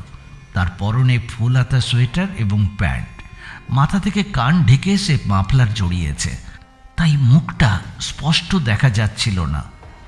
আমি কর্নেলের কানের কাছে মুখ নিয়ে গিয়ে তার কথা বলতে যাচ্ছিলাম, কর্নেল আমাকে থামিয়ে দিলেন। তারপর জ্যাকেটের ভেতর হাত ঢুকিয়ে তাঁর রিভলভারটাও বের করলেন। শীতের বিকেল, তাতে ওই ধ্বংসস্তূপ ও ঝোপঝাড়, মনে হচ্ছিল দ্রুত দিনের আলো কমে আসছে। একটু পরে লোকটা সামনের দিকে ইশারা করে কাউকে ডাকলো। তারপর যাকে দেখলুম আমার আক্কেল গুড়ুম হয়ে গেল। লোকটা আর কেউ নয়, সেই ভোলা। তার হাতে একটা কাটারি। এবার দুজনে বটগাছটার আড়ালে চলে গেল।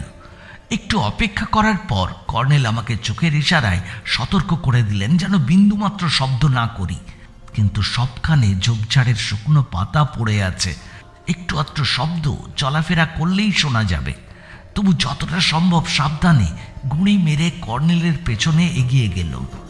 থামের কাছাকাছি গিয়ে কর্নেল আমার কানের কাছে মুখ এনে বললেন, ভোলা তার সঙ্গীদের সঙ্গে ওদিকে কোথায় গেল কে জানে, কিন্তু ওরা আবার ওইদিকে আসতে পারে কিনা বুঝতে পারছি না। কাজেই একটু অপেক্ষা করা যাক। দীর্ঘ প্রায় 5 মিনিট অপেক্ষা করার পর কর্নেল প্রায় হামাগুড়ি দিয়ে ভেঙে পড়া ঘরটার ভেতর উঁকি দিলেন। তারপর দেখলুম তিনি তার খুদে জোরালো আলোর টর্চটা বের করে ভেতরে আলো ফেললেন। কারণ বটগাছের ঘন ডালাপালা ভাঙা ঘরটার ভেতর এগিয়ে এসে ভেতরটা আঁধার করে রেখেছে। আলো জ্বালার পরই আমার মুখ থেকে বেরিয়ে এলো, কি সর্বনাশ! আমার প্রশ্নের জবাব না দিয়ে কর্নেল ভেতরে ঢুকে গেলেন। আমি ভেতরে ঢুকতে যাচ্ছিলাম, কিন্তু কর্নেল ফিসফিস করে বললেন, তুমি লক্ষ্য রাখো বটগাছের গুঁড়ির দিকে। ওরা ফিরে এলেই ভেতরে ঢুকে পড়বে এবং আমাকে জানাবে। তারপরেই কানে এলো ভাঙা ঘরের ভেতরে ঝোপঝাড়ের আড়ালে ফোঁস ফোঁস শব্দ হচ্ছে। চমকে উঠেছিলাম, সাপ নয় তো। তারপরেই মনে পড়ে গেল এই শীতে সাপেরা গর্তে ঘুমোতে গেছে। আমার দৃষ্টি বটগাছটার গুঁড়ির দিকে, কিন্তু কান ঘরের ভেতরে কি ঘটছে তাই শুনছি। একবার চাপা স্বরে কর্নেলের ধমক শুনতে পেলাম, চুপ চুপ চুপ, ছেলে মানুষই করবেন না। আপনাকে একেবারে আষ্টে পৃষ্ঠে মেরেছে। দড়িগুলো আগে কেটে। একটু পরে কানে এলো গোয়েন্দা প্রভুর হালদার মশাইয়ের গলা। আমারে আচমকা পিছন থেকে আমারে ফেলাইয়া দিল। চুপ চুপ, শিগগির আমার সঙ্গে এখান থেকে বেরিয়ে আসুন। তারপর দেখলাম ভোলা যেখান দিয়ে বেরিয়েছিল সেখান থেকে গুঁড়ি মেরে কর্নেল আর তার পেছনে হালদার মশাই বেরোচ্ছেন। আমি কিছু বলার আগেই কর্নেল বললেন, জয়ন্ত, আমরা যেদিক থেকে এসেছি সেই দিকে ফিরে চলো। আগের মতো গুঁড়ি মেরে ধ্বংসস্তূপ আর ঝোপঝাড় পেরিয়ে সেই আমবাগানে পৌঁছলুম। হালদার মশাইয়ের মুখে ইটের গুঁড়ো মাখা লাল ধুলো এবং তার সোয়েটারের অবস্থা তেমনি নোংরা। তিনি হাসবার চেষ্টা করে বললেন, মানে আমি একজনারে ফলো কইরা আসতেছিলাম, তারপর আচমকা পিছন থেকে কে আমার উপরে ঝাঁপ দিল আর আমারে আষ্টে প্রাইষ্টে বাইন্দা ফেললো। উপর হইয়া পড়ছিলাম তাই তাদের দেখি নাই। দুইজন কিন্তু ছিল। আমারে উপর কইরা দুইজনে ওই ভাঙা ঘরের ভিতরে শোয়াইয়া রাখিল, আর চিৎকার করার সুযোগ দেয় নাই। মুখে তখনই টেপ সাইটটা দিয়া, ও কি যন্ত্রণা হালায় রে। আপনার ফায়ার আর্মস সঙ্গে ছিল না? হালদার মশাই প্যান্টের পকেটে হাত ভরে তার রিভলভার বের করে দেখালেন। বললেন, এই দেখেন, এই দেখেন, এই অবস্থায় এটা ইউজ করব কেমনে? হ্যাঁ, ভাগ্যিস ওরা আপনার পকেট হাতড়ে দেখেনি। আপনি কাকে ফলো করে আসছিলেন? হালদার মশাই প্যান্টের পকেট থেকে নস্যির কৌটো বের করে অ্যাক্টিভ নস্যি নিলেন। তারপর নোংরা রুমালে নাক মুছে বললেন,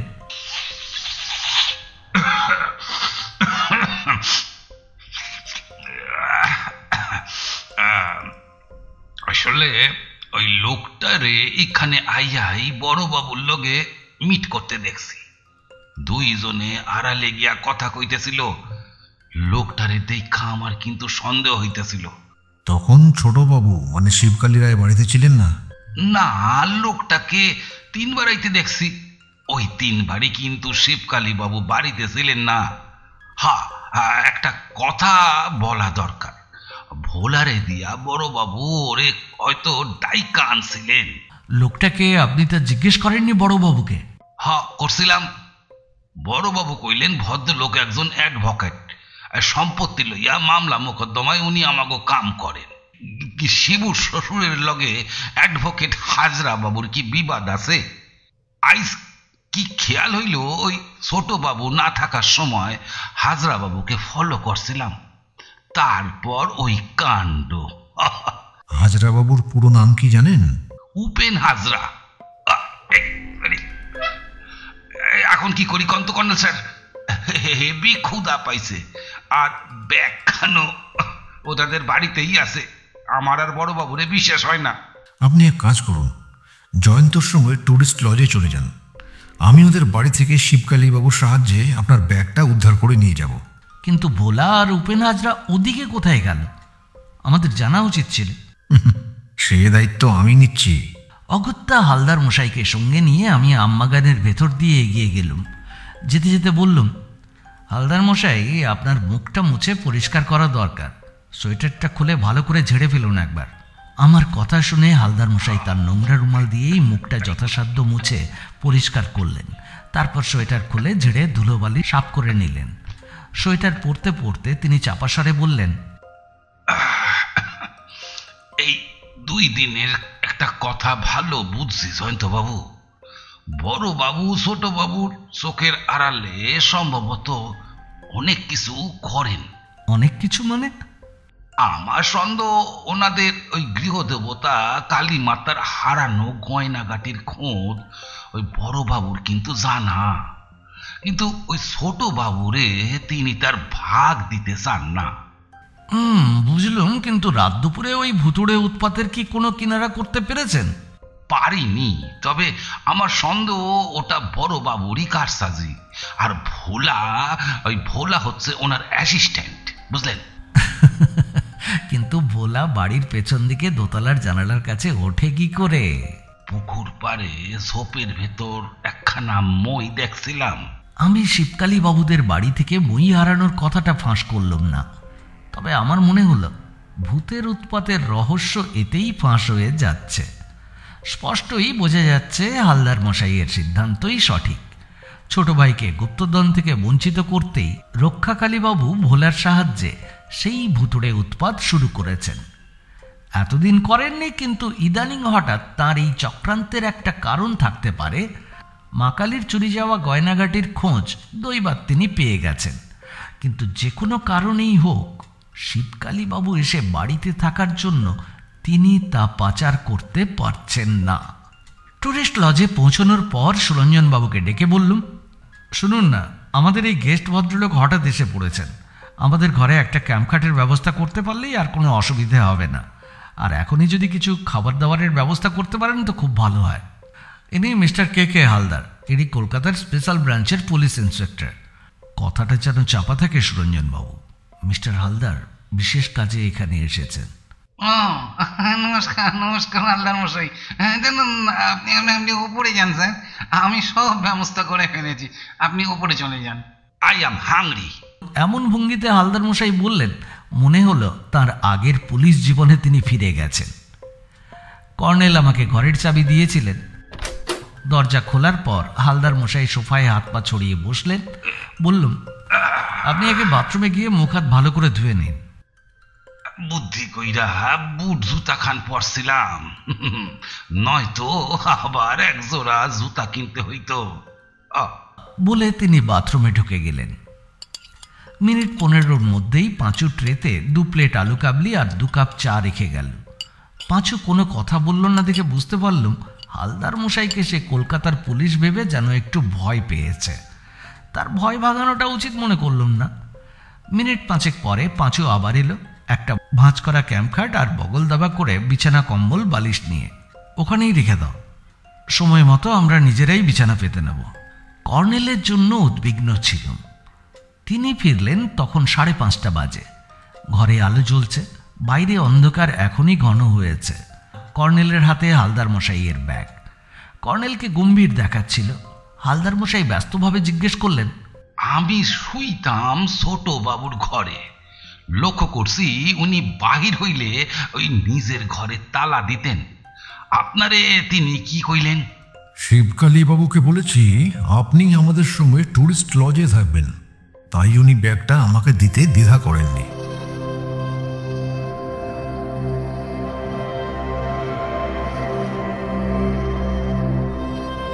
কিন্তু আমার মনে একটু ভয় জেগেছে।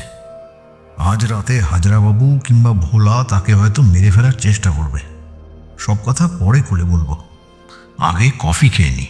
শিবকালী বাবুকে আপনি সাবধান করে দিয়ে এলেন না কেন? দিয়েছি, আজ রাতে উনি শ্বশুর বাড়ি থাকবেন, তবে আমাদের সঙ্গে সময় মতো ওর দেখা হবে। হাজরাবাবু আর ভোলা ওই বটগাছের ওদিকে পেছনে কোথায় গিয়েছিল জানতে পেরেছেন? পেরেছি, ওরা গিয়েছিল একটা বিশেষ ধ্বংসস্তূপের কাছে। বলে কর্নেল ক্লান্তভাবে চুপ করে গেলেন।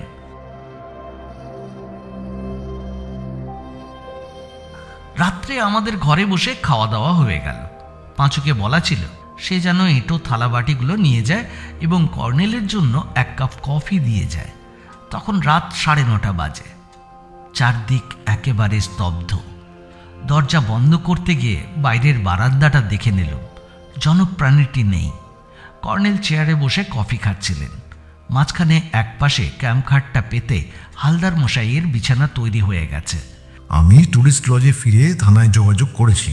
এই ঠান্ডা কনকনে রাতে আবার বেরোবেন নাকি?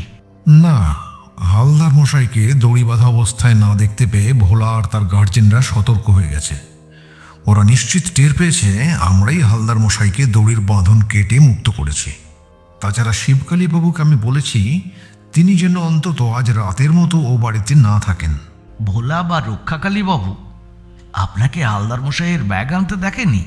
ভোলা দেখেছে, তবে রক্ষাকালীবাবু তখন কালীবাড়িতে ছিলেন। ওদের সেবাইতে এসেছিল সন্ধ্যা আরতি দিতে। যাই হোক, আজ রাতে বেরোনোর কোনো প্রয়োজন দেখছি না। থানার অফিসার ইনচার্জ মহেন্দ্রবাবু জমিদার বাড়ির আনাচে কানাচে পুলিশ ফোর্স গোপনে মোতায়েন রাখবেন। পাঁচু বিছানার সঙ্গে হালদার মশাইয়ের জন্য একটা মশারিও এনে দিয়েছিল। হালদার মশাইকে কর্নেল মশারিটা খাটাতে সাহায্য করলেন, কারণ পাঁচু কোনো পেরেক বা হাতুড়ি দিয়ে যায়নি। এসব জিনিস স্বভাবত মজুদ থাকে কর্নেলের কিট ব্যাগে। এই রাতে ঘুমটা গাঢ় হয়েছিল। ঘুম ভেঙেছিল কালকের মতো পাঁচুর ডাকে। সে ঘরে ঢুকে টেবিলে চায়ের কাপ রেখে কালকের মতোই আমার মশারিটা গুটিয়ে দিল।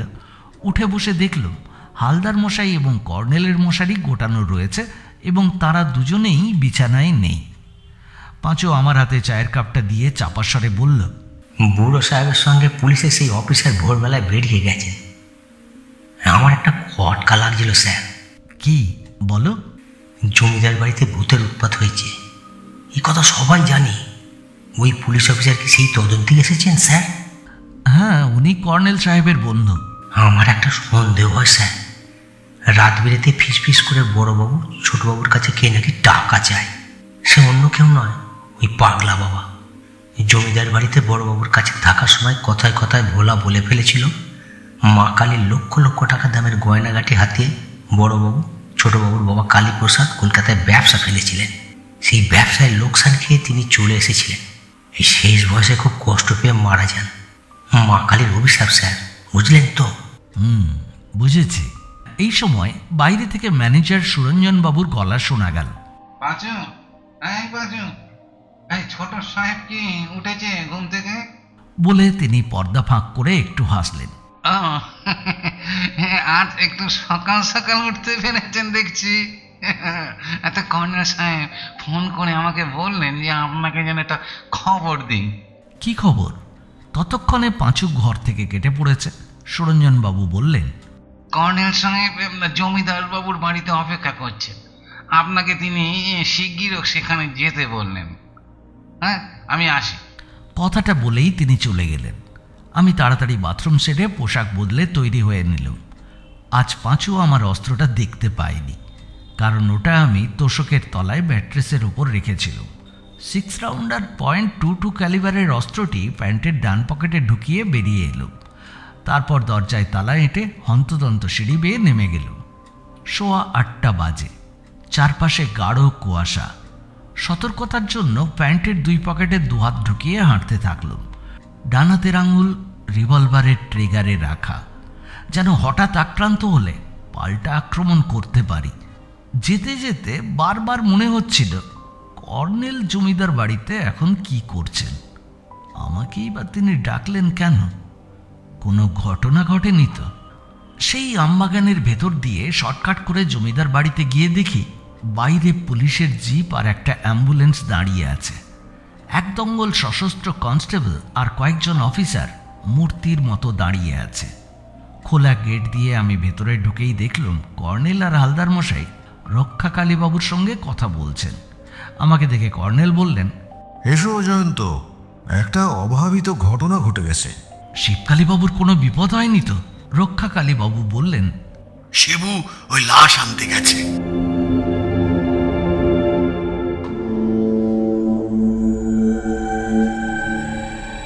লাশ? কার লাশ? আরে ওই পাগলা বাবার। এইখানে আইয়া শুনছি যে সকলের নাকি পাগলা বাবার ভয় তথস্থ। একলা দোকলা দেখলেই সে নাকি ওই ঢিল সরে। হালদার মশাই, আপনি বড়বাবুর সঙ্গে কথা বলুন। এসো জয়ন্ত। ঠাকুর বাড়ির দরজা খোলা ছিল। সেদিকে বেরিয়ে দেখি পুকুরের পূর্ব পাড়ে ঝোপঝাড়ের ভেতর দিয়ে দুজন কনস্টেবল আর 4টে লোক একটা স্ট্রেচারে চাপিয়ে লাশ আনছে। তারা এদিকে না এসে পুকুরের দক্ষিণ পাড় দিয়ে ঘুরে ঠাকুর বাড়ির পেছনে অদৃশ্য হলো। চলো তোমাকে জায়গাটা দেখিয়ে আনি।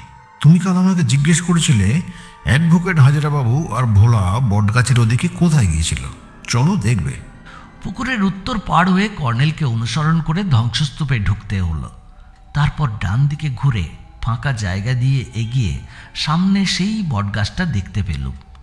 বটগাছটার ওপাশে একটা ঢিবি দেখা যাচ্ছিল। তারপরেই চোখে পড়ল ওই জায়গায় কেউ বা কারা মাটি খুঁড়েছে এবং সেই মাটি ঢিবির আকার নিয়েছে। গর্তটা প্রায় 6 ফুট গভীর।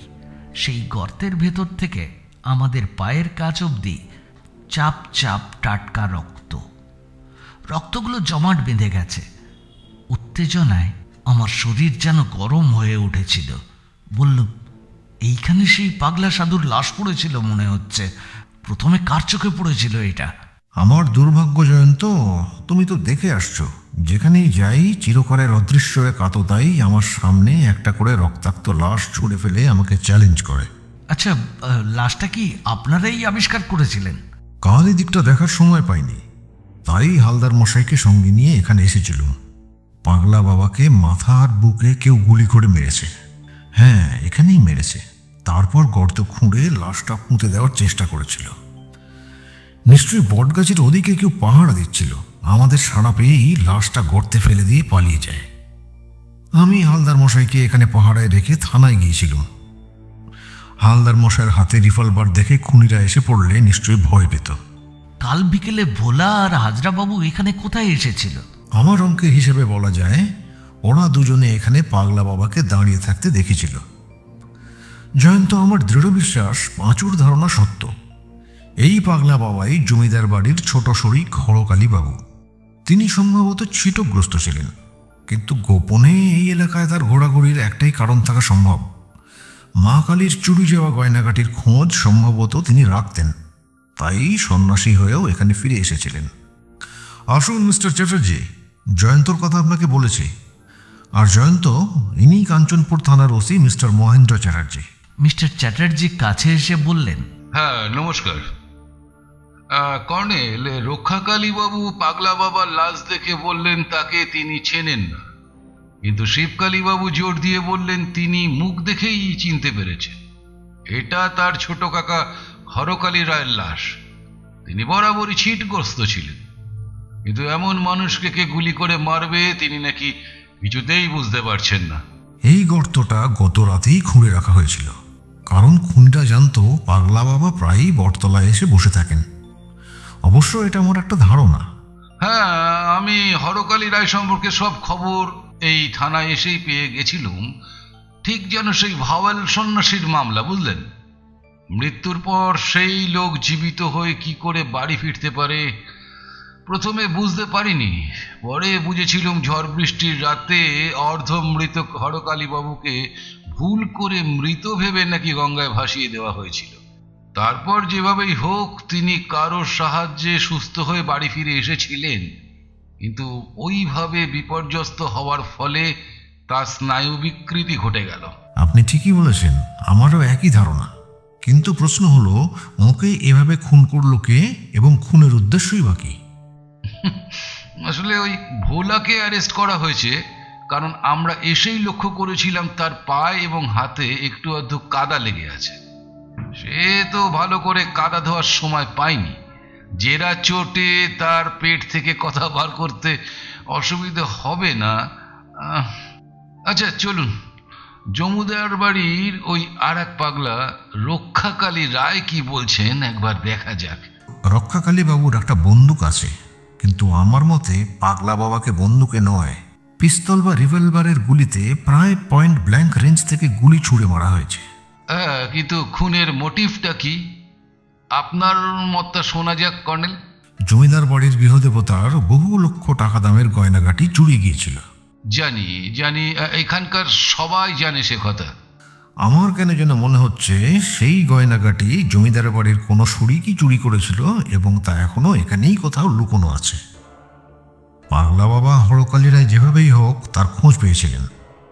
তার কাছ থেকে সে কথা জানার জন্যই সম্ভবত তার উপর বারবার অত্যাচার হতো এবং এবার তাকে রাগের বশে খুন করা হয়েছে।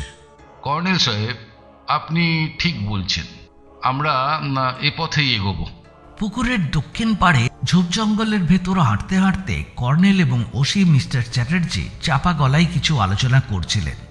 মন্দিরের কাছাকাছি আসার পর এক পলকের জন্য আমার চোখে পড়ল কেউ যেন এইমাত্র মন্দিরের আড়ালে চলে গেল।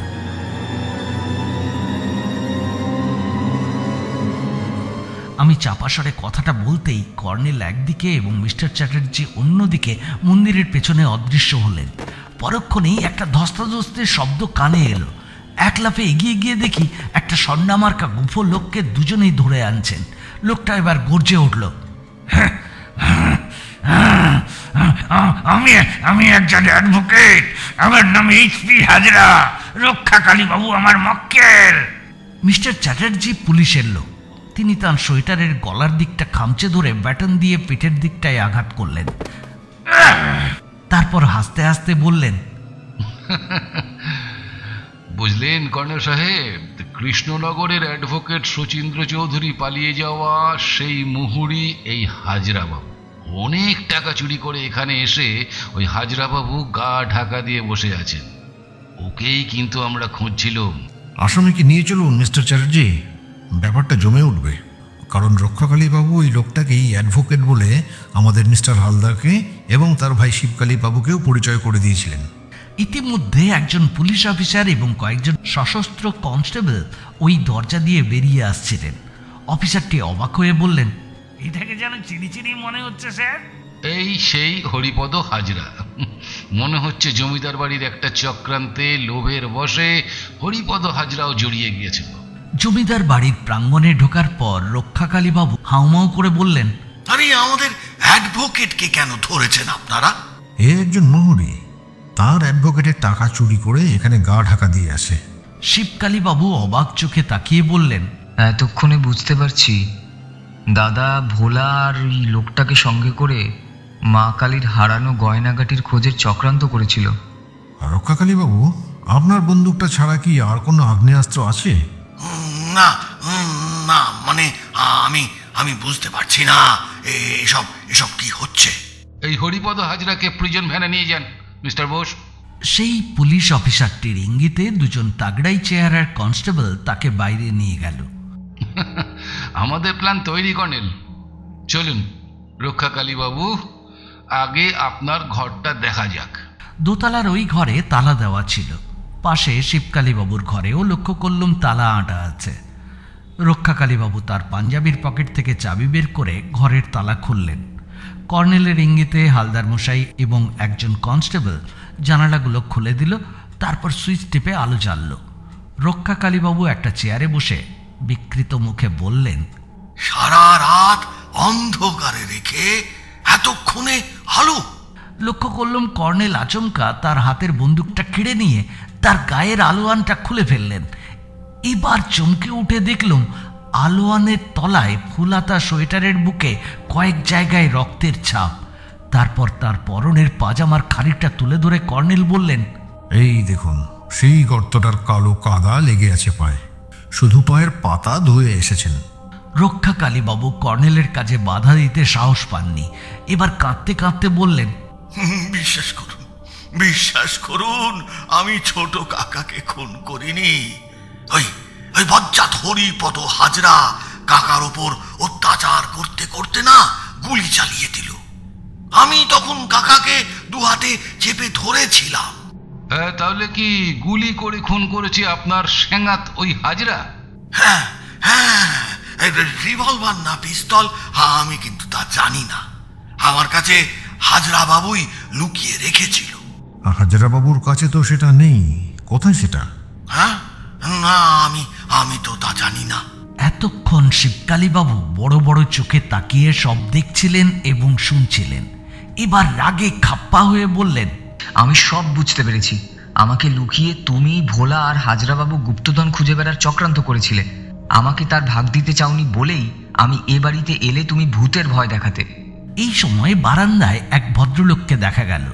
তাকে দেখে শিবকালীবাবু বললেন, আমার শ্বশুরমশাই এসে গেছেন।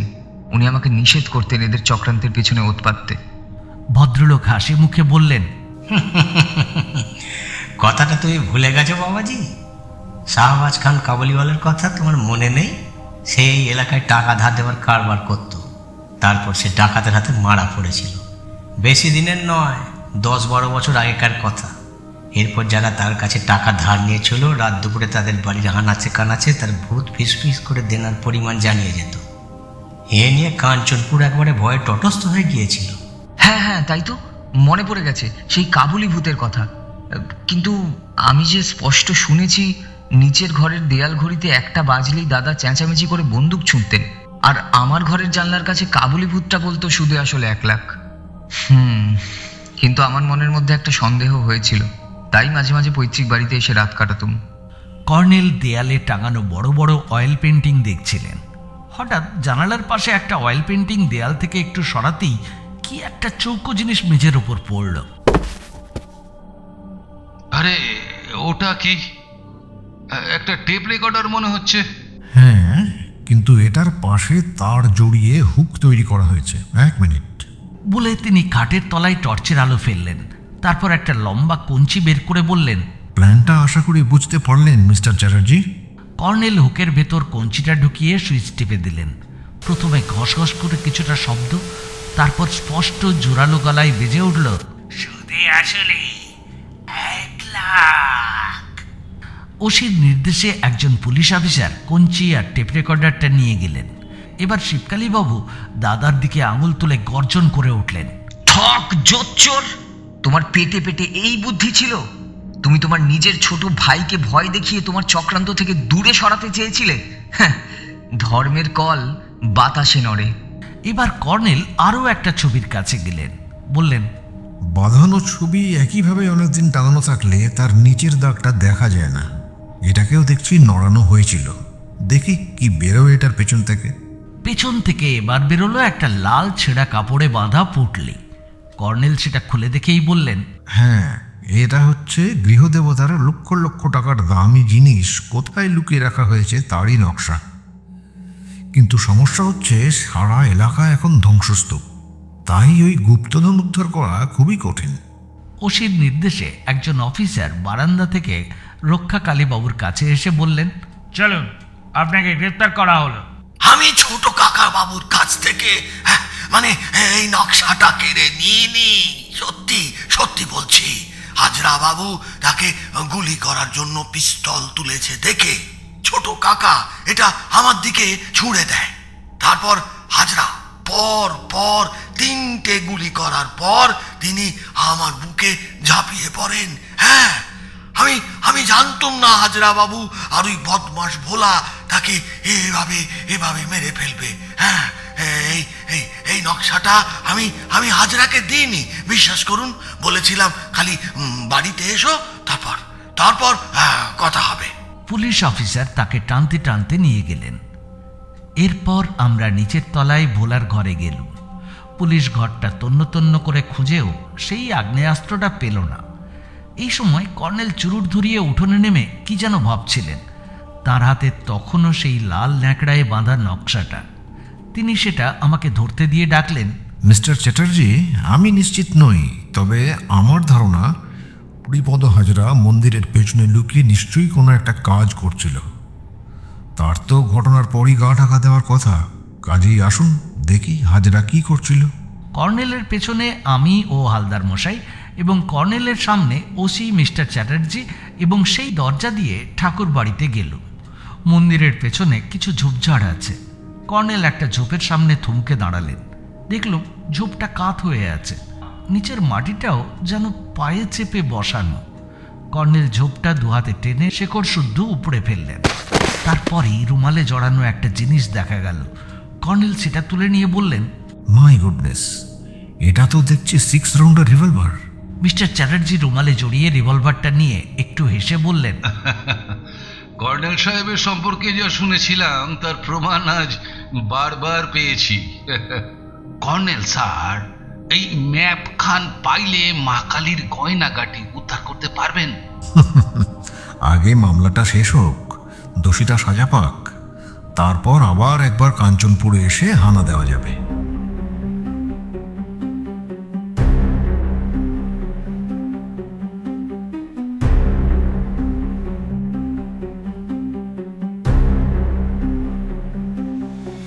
কাঞ্চনপুরের প্রেত রহস্য গল্পটি এখানেই শেষ হল। গল্প পাঠে অংশগ্রহণ করেছেন কর্নেলের ভূমিকায় কৌশিক, হালদার মশাইয়ের ভূমিকায় শৈবাল, রক্ষাকালী বাবুর ভূমিকায় রাজ, শিবকালী বাবুর ভূমিকায় হৃদ, পাঁচুর ভূমিকায় বিবেক, জয়ন্তের ভূমিকায় এবং গল্প পাঠে আমি কমলেশ।